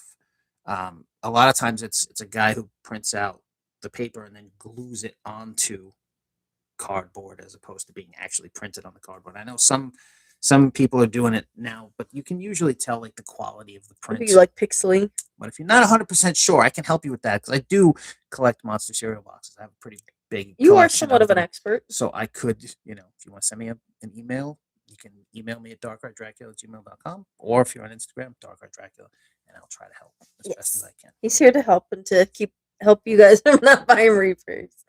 Unless you're a Paul Williams fan, at which point I'm not helping you with anything. No. So we'll get him. We'll help him out. We'll help him reconnect with his childhood. Yeah, I'll get you a toy, but I'm not gonna help you out in any other way. All right, sorry. Can we do these live streams more often? We're gonna try. It's tough with schedules and stuff like that, but we definitely want to start doing these more, and but we will. The best thing to do is follow us on Instagram, especially me, because I'll post kind of like give you guys a heads up of when it's happening. But also, if you when you're subscribed, if you click the bell for notifications, it'll always tell you exactly when we go live. You'll get the notification on your phone. But we definitely want to do some more of these. Joe says, yeah, people compare him to Typo, but I don't hear it. Yeah, I think sometimes when people don't really understand like that kind of style of music, it's easy to kind of lump them together. But I love both bands, but him was a way better band. I just him was a phenomenal band. But I love Typo a lot too. They were fun to see live. Peter Steele was a great guy. He was on my TV show a whole bunch of times, and he was just like super funny guy, great band, and I like those guys a lot. But him was just incredible. In their day, him was, my God, fantastically talented. Do you guys collect any horror-related autographs? And if so, which ones do you cherish? I mean, we definitely have a lot of autograph stuff. I mean, maybe not a lot, but we have some things. Like, we've gotten like a few albums. We have less than 10. Like soundtrack albums signed. You've got your infamous John Carpenter autograph. I have a Sven lunchbox signed by Sven. Yeah, I have a Sven Tiny Terrors figure. Or Toonie Terrors figure. I have signed by Sven. Several things signed by Vampira because I met Vampira. And we also bought a collection that had some I'm trying to think of what else signed Vampira stuff in it. Handwritten letters from her. A couple like goofy things like the horror host stuff. Tom Atkins. Tom Atkins signed figures, the Pinhead signed pop thing. Oh, I do have some Rico Browning stuff that he signed for me. I've got some great Dan Roebuck autographs because I love that. It's my grandpa. Our grandpa. Stop with the R. He's mine. You're literally trying to piggyback on my shit, bro. Stop. What's wrong with you? Where are we at? It was speaking of Slipknot, who was the problem at the show, um, with Rob Zombie and Slipknot Oh, was took because they took forever. forever to set up. Yeah, that definitely will kill the whole vibe. How do you hear about all the shows you do? Just Google it. Is there a site that tracks them? There's no site that tracks them. Um, but I mean, really, the best advice is just if you go to a toy show, 9 out of 10 times you're going to see a table that has like other postcards Postcards and advertisements for other show. And that's where you discover new ones. I mean, there are some sites like toyshows.org has the shows that they do, in this area. Yeah, but it's only the shows they do. It's not yeah, it's not just the yeah. shows No, in the area. It's it's not just a broad every term. promoter has his own shows. Like the Yeah, Allentown Toy Show guy only promotes his stuff. yeah. Toyshows.org does their stuff. Everybody And kind look of on Facebook. Just Google it. Toys for the Ages Yeah, does their stuff. RetroCon does their stuff. You know what I mean? Like yeah, it's not crossover. There is no yeah. universal list that I'm aware of anyway. And there'll be different stuff in like depending on what area you're in. If you're on Facebook, there just might even be a specific website that has stuff for your area listed in it. So it's usually people that like help cross promote shows and stuff like that. So definitely keep an eye out for it. Type O Black Number One is an effing jam, absolutely. Joe says, "Do you guys watch modern horror? I saw Hokum and I can't wait for Obsession." We've been hearing a lot about that lately. We haven't checked it out yet, but with all the great reviews, we're definitely gonna have to check that out. Seasons in the Sun too. The 49 Eyes. We mean 69 Eyes. Have the you can't show it. It's like in a weird spot. How did you get to be such good friends with Dan? We are two peas in a pod. We're cut from the same cloth. We're both two OG monster kids, and it was only a matter of time until we crossed paths and besties. Yeah, now we're besties. Monster besties. I just texted him a little while ago. Yeah, it's a the whole when you're a true monster kid, it's easy to when you meet other fellow monster kids that have the same passion about it that you do. There's a really great community of it, and that's how we met Dan. And we met him going to Monster Bash, and I wouldn't say that. What? I don't think that that's true. What? The community. There's two sides to the community. Two very distinct communities. Yeah. And it's probably like that in most collecting fields. Yeah. But there is a monster community over here, and there's one over there. And there's one that's filled with cool people, and there's ones that will cut your throat to get their hands on a piece. Yeah. I like to hang out with the cool side of people, but there is definitely a split down the middle. There's people who, will find out that you're about to buy something and swoop in and like I'll give you twice as much. I'm sure any community, sadly, but yeah, there's always a good and a bad side to I think every community. I think that's a safe assumption. I don't know. Could be. Find yourself some cool monster kids and befriend them. Lead singer of him also had a band of that name. He does now. The 49ers? What are we talking about? I'm confused. I don't know. When did you first see him? It was a Deep Shadows era. I saw the first U.S. show. Their first show was at the Trocadero in Philadelphia, and I took a bus to go down to that show. I was a kid, and I took a bus, and I don't remember what tour. I mean, I don't know what tour it was, but it was their very first. I can look that up. I said the 49ers. I did not know that my phone is gone. Snackula is like totally passed out. I'm trying to. She's right here. She's doing a snooze. She's a sleepy baby. Yeah, when we go and like I know we haven't gone live in a while, but even when we used to do them, she was just this is nap time for her. So she's gonna be wired all night running across my face while I'm sleeping. And the cool thing is like that was actually a goal of mine was to play on that same stage, and I got to do that. You did it. It was at the Trocadero in Philadelphia. So 2001. So that would be, what era was that? 2001 album. What were they supporting? Deep Shadows. You're right. Yep, you're right. It was the Deep Shadows era. Yep. I wasn't sure which tour that was. Ray Clark says we are awesome. Thank you so much, Ray. We appreciate it. I can't see. My area is a lot of cons and shows. That's awesome. What's your favorite one in your area? Snackula is back there. She is asleep. She once we start I know talking, she's she been just sleeping this whole time. yeah. When anytime we just start talking a lot, she sleeps. Baby, come say hi. Come here. Not happening. You need to wake up because you're gonna be restless all night. Oh yeah, 49. I did not know that.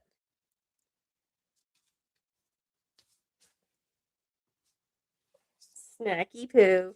Let's bring Miss Snacky. Grab. She doesn't want it. Snackula has this magic thing that she does. That when she doesn't want to be picked up, she can magically make herself weigh about 1,000 pounds.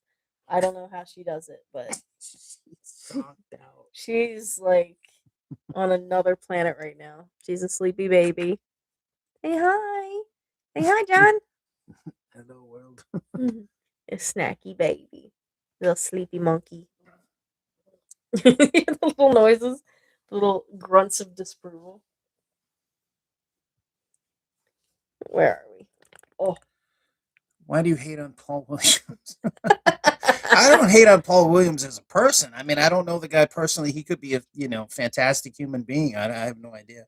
I don't know anything about him in that respect. I just like the Phantom of the Paradise movie. I hate that movie. It's terrible. It's a terrible movie. He was in the episode of the Hardy Boys too. Oh yeah. Yeah, he was terrible in that too. Oh good. They always sneak up on me. The one that brings in all the famous Huntsville comic and pop culture. I want to get. Cool. I want to get down to some of those. How are those shows down there in the South? Are they good for vintage? I'd always heard that the Southern shows weren't that good for vintage because people don't really have places to store stuff. That there's not a lot of basements and Hurricanes. attics and stuff. Yeah, and hurricanes. So it's like I'd always heard that the vintage stuff was better up north than in the South. But I've never been to any toy shows in the deep South. I don't even know. Probably find some crazy stuff. It is vintage. I don't know. I don't know. What was your favorite cereal box toy? Mm. My favorite cereal box toy would be the wacky wall crawler thing that came in Corn Pops. That little octopus thing that you'd throw at the wall and then it would go down the wall. That thing was awesome. That thing was hours of fun. Plus, if you had a brother like I did, you could just throw it at him. Siblings were half for throwing things at. Yeah, perfect. But I would definitely have to go with that. Yeah. What was yours? Right, we gotta. There's a water bottle there. Would we really have to revisit the whole bagged cereal box toy? I know they didn't come in the welfare bags. Why do we have to keep revisiting my childhood trauma because I wasn't allowed to get name brand cereal boxes? And I'll be like, we can get the Fruitios. I'm like, why? They weren't that expensive back then, and we weren't poor. That was the funniest part. My parents were just really cheap. We weren't poor. We were just cheap. Yeah, Toucan Damn, Toucan Bam Damn. I couldn't we weren't poor.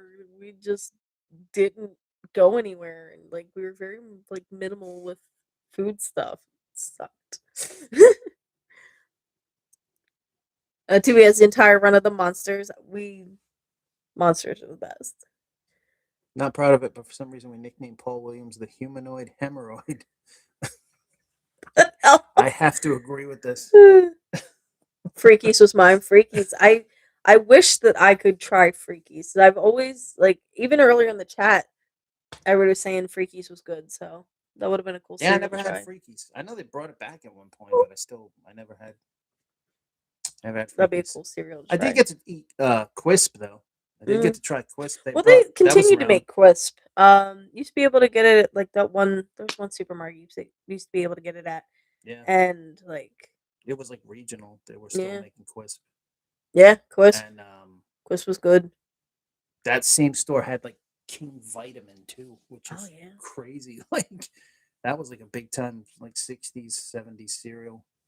And but they still had it for regional stuff. Well, Target had. I could see. So I always say that I'm gonna go, but I forget to go to the cons. So I don't know. There was two. um, vintage shows over the weekend. So I guess okay, we were checking out. Yeah, I'd like to check out a couple of those southern ones. Mm. I understand the cheap but not poor. Yeah, it's like we had a nice house in the suburbs in a nice neighborhood, but it was a very much we have it at home household, See, and that's I funny because hated I that. grew up in the hood, but it was spoiled. I Yeah, had you were everything. spoiled in the hood, and I was cheap in Like the I had ring suburbs. dings. I didn't have ding rings, you know? Yeah, I was in the nice suburbs eating ding rings and friggin' That doesn't make any sense. Fruitios. So you lived in a house. Yeah, my parents I were lived in an cheap. apartment. Put it this way, if I wanted to go to the movies with my friends, I had to go to my grandmom's. I had to do hard labor in her yard all day, even though they told her I had asthma. I would have to rake all of her leaves in her front or backyard. She lived in the woods, Yeah. right? And then I'd have to go in and I'd have to like dust off all the family members' urns. It was weirdest weird childhood. I like you don't realize how weird things are in your childhood until you're an adult and you're like, wait, what? And like then when I was done all the stuff my grandma had me doing, she'd bring out a Folgers can filled with pennies and like those little penny wrappers, and I'd have to fill them all, and then she'd take me to the bank to cash it in, and that's how I'd get my money to go out with my friends. So no, I had to have Fruitios and ding rings and all that crap. It was just like, ugh.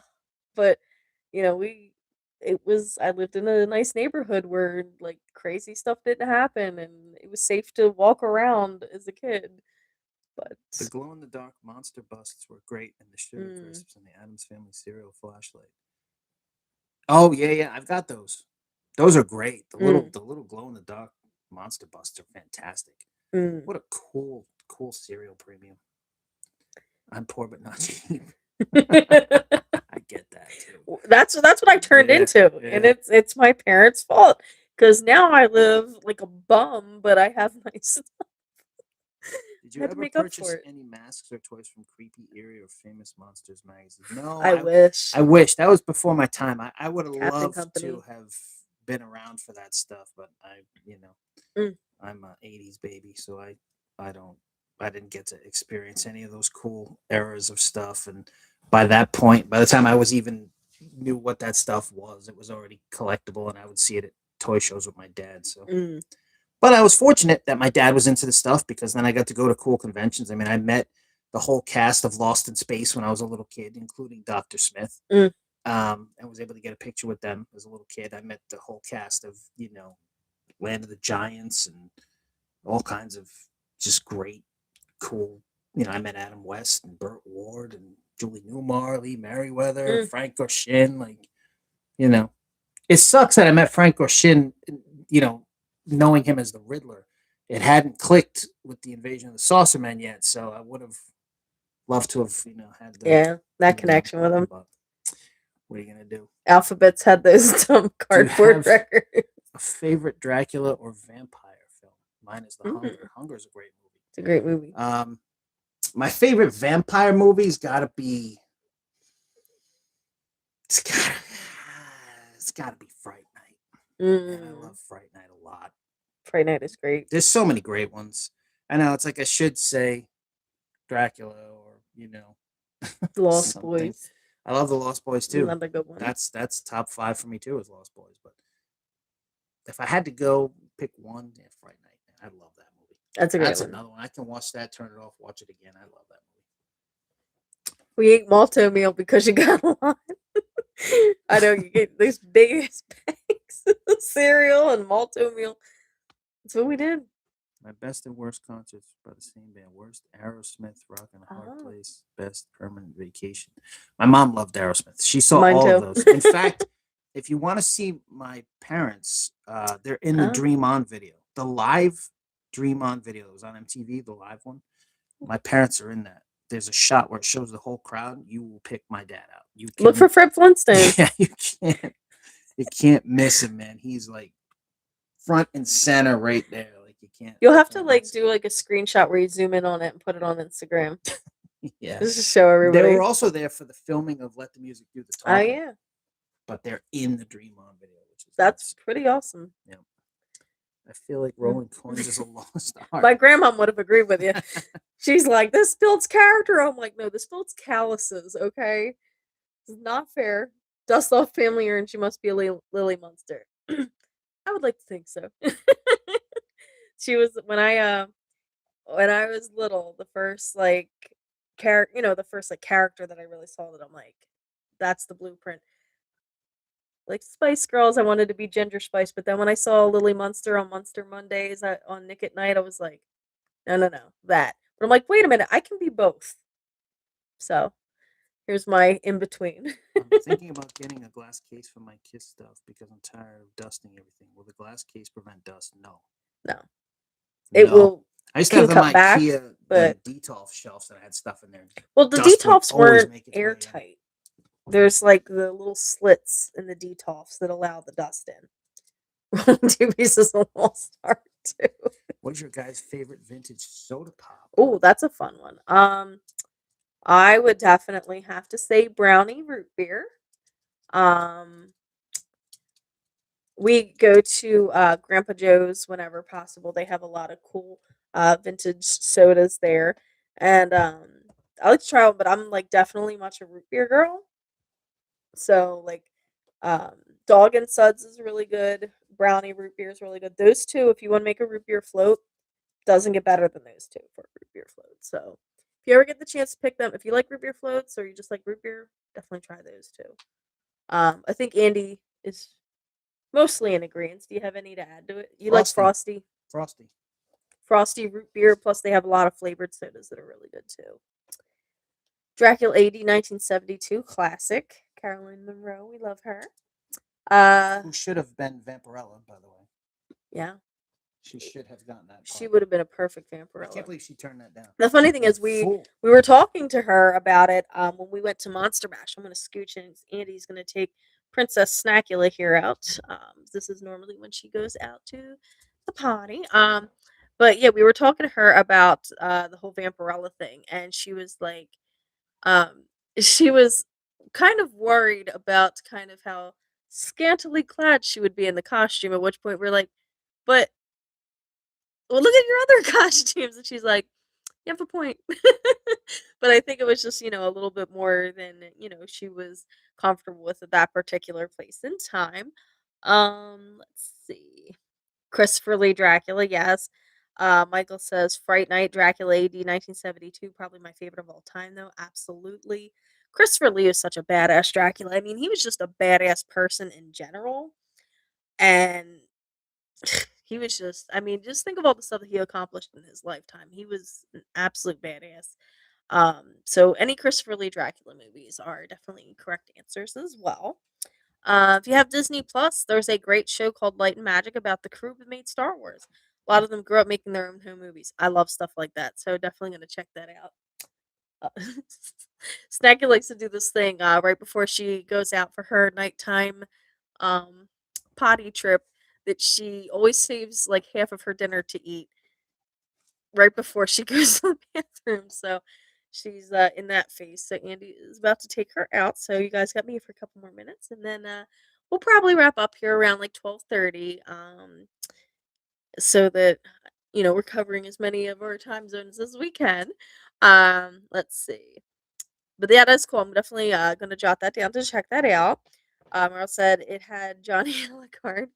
I can beat that because my dad is Paul Williams. That's true. He said what was the candy you were stoked about getting on Halloween? That is a great question. I know obviously most of us were always kind of hyped. Huh? Crackle bars are good. Yep.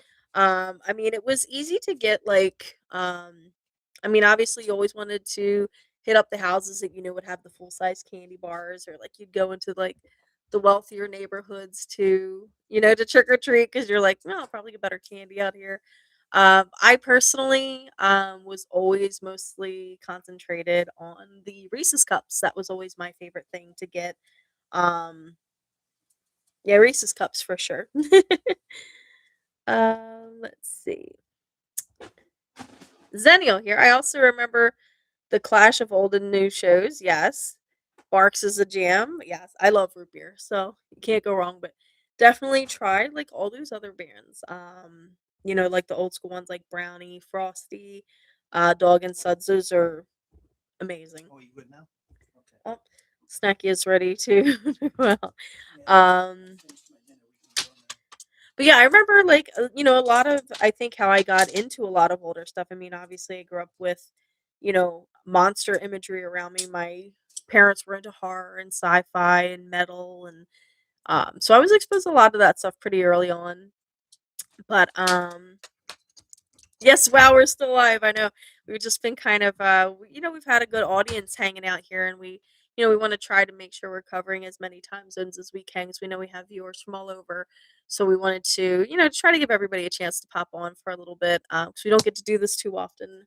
Hopefully, we'll change that. Um, but yeah, I kind of grew up just seeing like a lot of that imagery, and then when I was a kid, the only thing I was like really like I was like, okay, here's Nickelodeon. But then at nighttime, when I'd be like winding down to go to sleep, because I always my whole life slept with the TV on. It's just terrible. I know, but I would watch like the old shows on Nick at Night to fall asleep. Like I would watch obviously the monsters. There was Monster Mondays on Nick at Night, which was my absolute favorite. You got 2 solid hours of the monsters from 8 to 10, and then you'd have shows like I Love Lucy.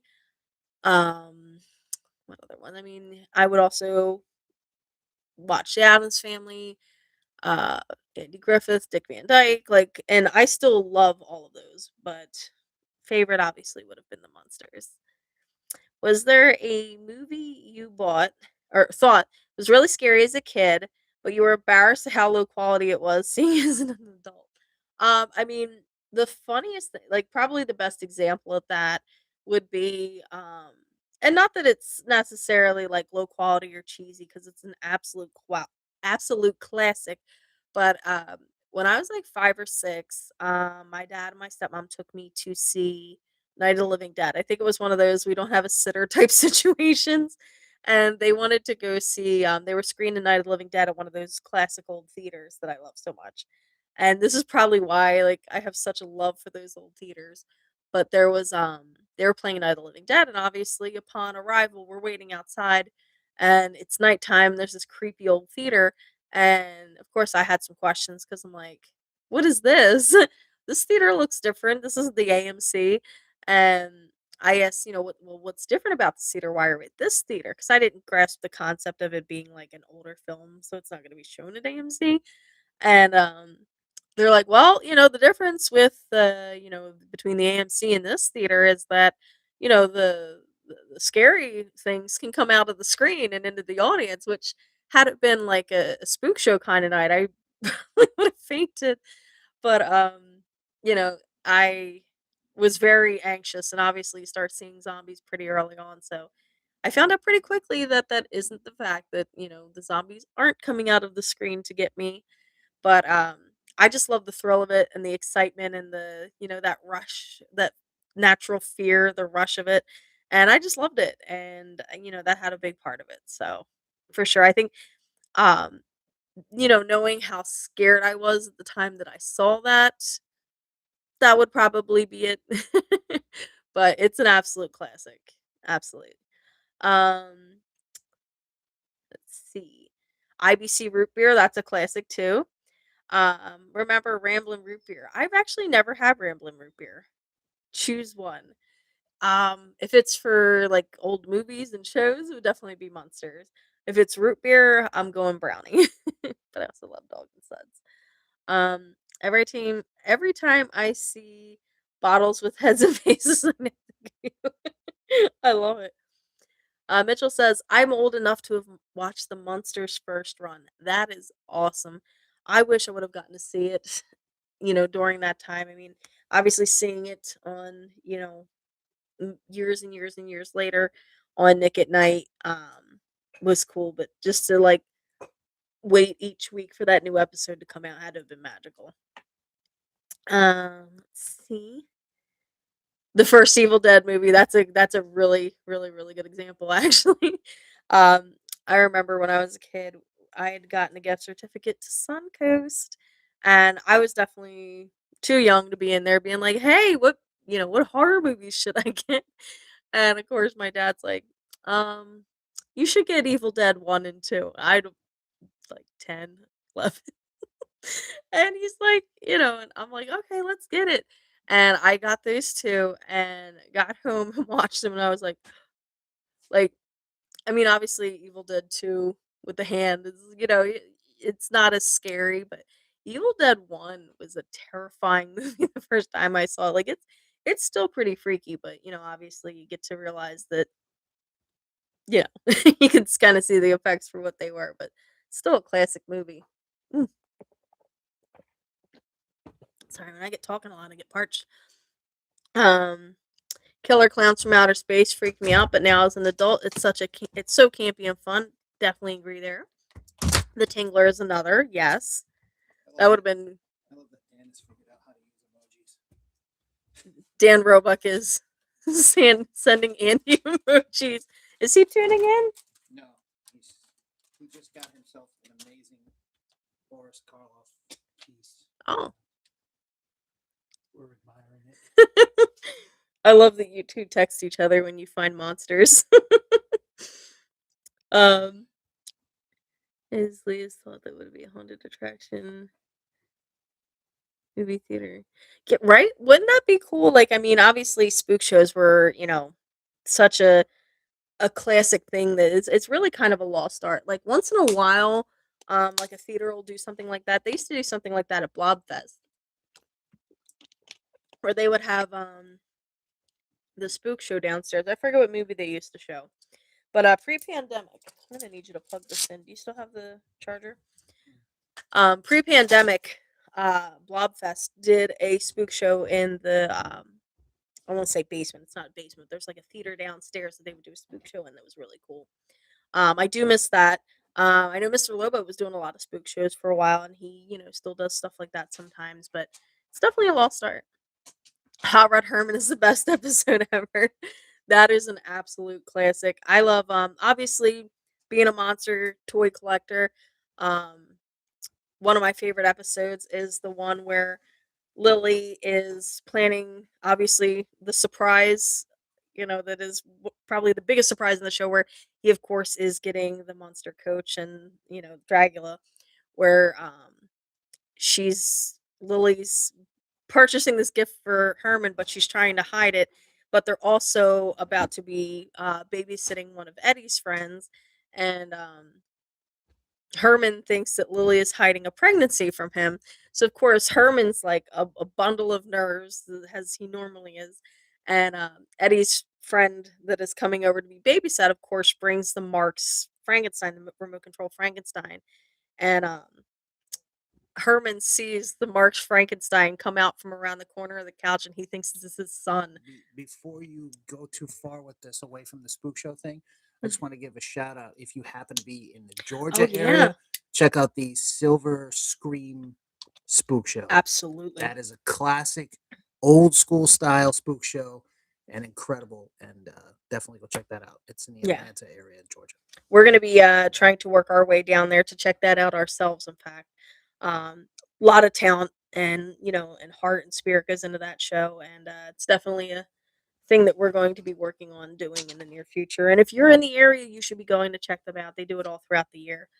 Let's see. A spook show is basically a live horror movie. It's when a theater will screen a movie like and they'll be live actors in the audience. There'll be, cheesy little props and stuff like that. A skeleton flies down from the ceiling, or like when they do the Tingler, they would put like little buzzers under some of the seats in the audience, and the seats would shake at certain points in the movie. They would do it's Silver Scream, Scream. But yeah, definitely go check that out. That is great. And yeah, the art of the spook show, it's not as prevalent as it used to be, but there's definitely some people that love it and still carry on the tradition. Bob's Burgers or Archer. What's funny? I actually I really haven't. I'm familiar enough with each of them, but I haven't really checked either one of them out. But I will have to. What do you recommend? If I ever get to meet Dan, I'd love to get him to sign my Dude's VHS. Yes, that's one of my favorites. That is a hilarious Dan role. So I really hope Dan does a lot of horror cons. So keep an eye out for your local horror cons. Because he will probably come to them. And yeah, he loves meeting his fans and signing up cool stuff for them. And be really cool for him to sign your dude's VHS. Maybe we can screen that sometime. We'll do a watch party with Dan What? of dudes. Oh, dudes, yeah. That'd be Brent's hilarious. Brent's dolls makes an action Oh figure yeah, of him from dudes. That's crazy. it's so awesome. So yeah, definitely check out Brent Stalls. He's another really talented custom toy collector, and he makes some epic stuff. And Yeah, he's awesome. he makes probably about half of the ones that he's made are of Dan. I think every role that Dan's got Dan. so many great characters. Oh, he though, does. Like He's you a know, he's an excellent and he's character been in actor. everything. He has like, and it's funny because every time we see him, like I in between, like I learn of something new that he was in. Like I was watching like sometimes I'll watch Facebook shorts at work, and I'm working, and because it's just like a little mindless thing in the background half the time, and like I listen to my little spooky stories. And at one point, I hear this familiar voice. I'm like, so I look at my phone, and it's a clip of him when he was on Malcolm in the Middle, and he's like a zookeeper. He says it's him like, and I was able to pause it because I wanted to show 80. It's him going, "Calm down." So he's telling Malcolm to calm down because there's like a tiger in the cage, and I think he like sent it to him as like I did. a meme. Oh yeah, What's this? he was like sending him stuff, so he sends that back to him. He must have blown his mind. That's funny. Um, I thought it was funny at the end of the Monsters You See the Coach and Dragula, and only one episode had Dragula. I know that was a definitely an underused Monsters prop. Oh, that's what it's called. Oh yes, the Speak Show. um, Bro Jeffro says the last vintage toy show was really cool. It was fun to see Bobby and Melissa from Bobby's World joking around with you too. Bob and Melissa are awesome. They do a really cool live stream on Facebook, and they're awesome. They brought list actually that show we saw them at. They brought some gifts for Snackula, who was I worry about her because there's like a little spot where she can fall over there and she just doesn't stay away from it. But yeah, they sent like a really nice heated blanket for her and some new treats that are her absolute favorite. She's picky with treats, so that was very sweet of them. Angel says I would love oop, the adrenaline rush to have been able to see Boris Karloff in Target's 1968 at the drive-in theater. Very surreal experience during the last 15 minutes. That would have been an awesome experience. Ooh, sorry, guys. Gotta hydrate when you're on a 4-hour live stream. Archer mostly because it's like R rated. Okay. I'm definitely grew up with Beavis and Butthead, so I definitely like kind of that kind of a style. So I would have to check that out. I can see it says what I mean is show a slasher, zombie, or other iconic movie and have the character zombies walking around. That'd be awesome. So it's like an R-rated Johnny Quest. Texas about 1 inch. Love the podcast where you guys met James Warren from Famous Monsters of Filmland. Yeah, he he was so cool to meet. He was we actually drove back early from Monster Bash just so that we could make sure to meet Jim Warren. Because it was so high on our list. He was so cool to talk to. He remembers so many awesome things.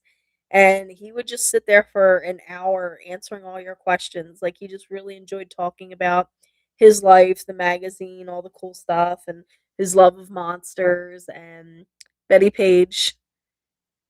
He did a he told us about well, he didn't really tell us much, but he alluded He to told us enough. he told us enough, and the smirk on his face was told us even more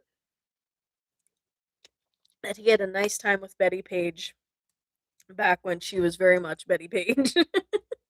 And he was very happy about that. What do you Who the think? hell wouldn't be? I mean, Yeah. What did you think of Dee Snider's performance in Strangeland? That was a cool role for him. That was definitely a cool role for him. that movie's underrated. Mm-hmm. Yeah, definitely. If you haven't seen Strangeland, check it out. Bob's Burgers, most because it's the funniest, and Archer because it's just so wrong. You're selling them both to me. I gotta check them out. Jim, okay, I'm calling tonight. I see you guys. Thanks for chatting. Thank you so much for hanging out, Joe. You've been here for the rest of the chat. We appreciate it. All you guys, a lot of you guys, we've had the bulk of you guys for we're about the 3.5 hour mark now. So I think what we're gonna do is we're just gonna go through the last couple ones, of course, and wrap it up. Um, but yeah, this has been so much fun, and I think that we'll definitely do this again soon. So make sure to follow us on our socials so that you kind of get an idea. But definitely hit the notifications because then you're gonna get the notification on your phone when we post a new video or we go live. Um, let's see. I can see in Texas in the 2010s for a couple years they had screenings of Jaws. You would watch it inland or on a tube in the water. In the water, there were drivers that messed with the people on the tubes. That's awesome. That's a great way to experience Jaws. Mitchell says, which old horror movie gave puke bags out of the ticket counter? Mark of the Devil did. What other ones? Exorcist. Exorcist, yeah, definitely. And those were used. Those definitely, I think, were probably the most used of all the barf bags that were given out. 'Cause that really freaked people out. um, really would love to do a watch party with you guys. Hope it happens soon. By the way, my grill is a complete with plastic bat drac, the groovy ghoulies Halloween costume. That's an awesome grill. That is an awesome grill. And yeah, we'll see what we can do about a watch party. We'll try to line something cool up this summer and obviously advertise it so everybody can kind of make plans if you do want to join in. Um, Bro Jeffro said I met Butch Patrick last fall. He had his Dracula replica there. Yeah, it's really cool. I think he had it at that's something. Where was it? Was it at Oaks Convention Center? I don't remember, but yeah, it's cool when he brings the Dracula out. That's awesome. Um, my coolest celeb meet was Lauren Bacall in 1994. Oh my god, what a sweetheart she was. I've actually never heard of anybody meeting her just firsthand. So that's really cool. Really cool to know. But we do want to thank you guys. I think we're going to wrap it up and head to bed here. It is 12:30 here on the East Coast. But we thank you guys so much for tuning in and hanging out with us for 3.5 hours. I know some of you guys were here pretty much the whole time. Yeah, so we will do some more of these as soon as we can. Maybe we'll do one tomorrow, but we'll try to do another one this week because this week we've got a little bit of time, so we can probably get it done. But we just want to thank everybody for subscribing to the channel, for following the channel, liking, commenting, subscribe, all of that stuff. I know every channel says this, but it matters more than anything. We really appreciate it, and you guys are all great because we've built a cool Monster Kid community here, and that was the whole goal of this channel. So I'm glad that it's reaching the right people because you guys are all awesome. And we will see you guys really soon for some more episodes here on Dark Ride Dracula. And yeah, thanks again. And we will talk to you guys soon. I promise. Thank you guys. Have a good night.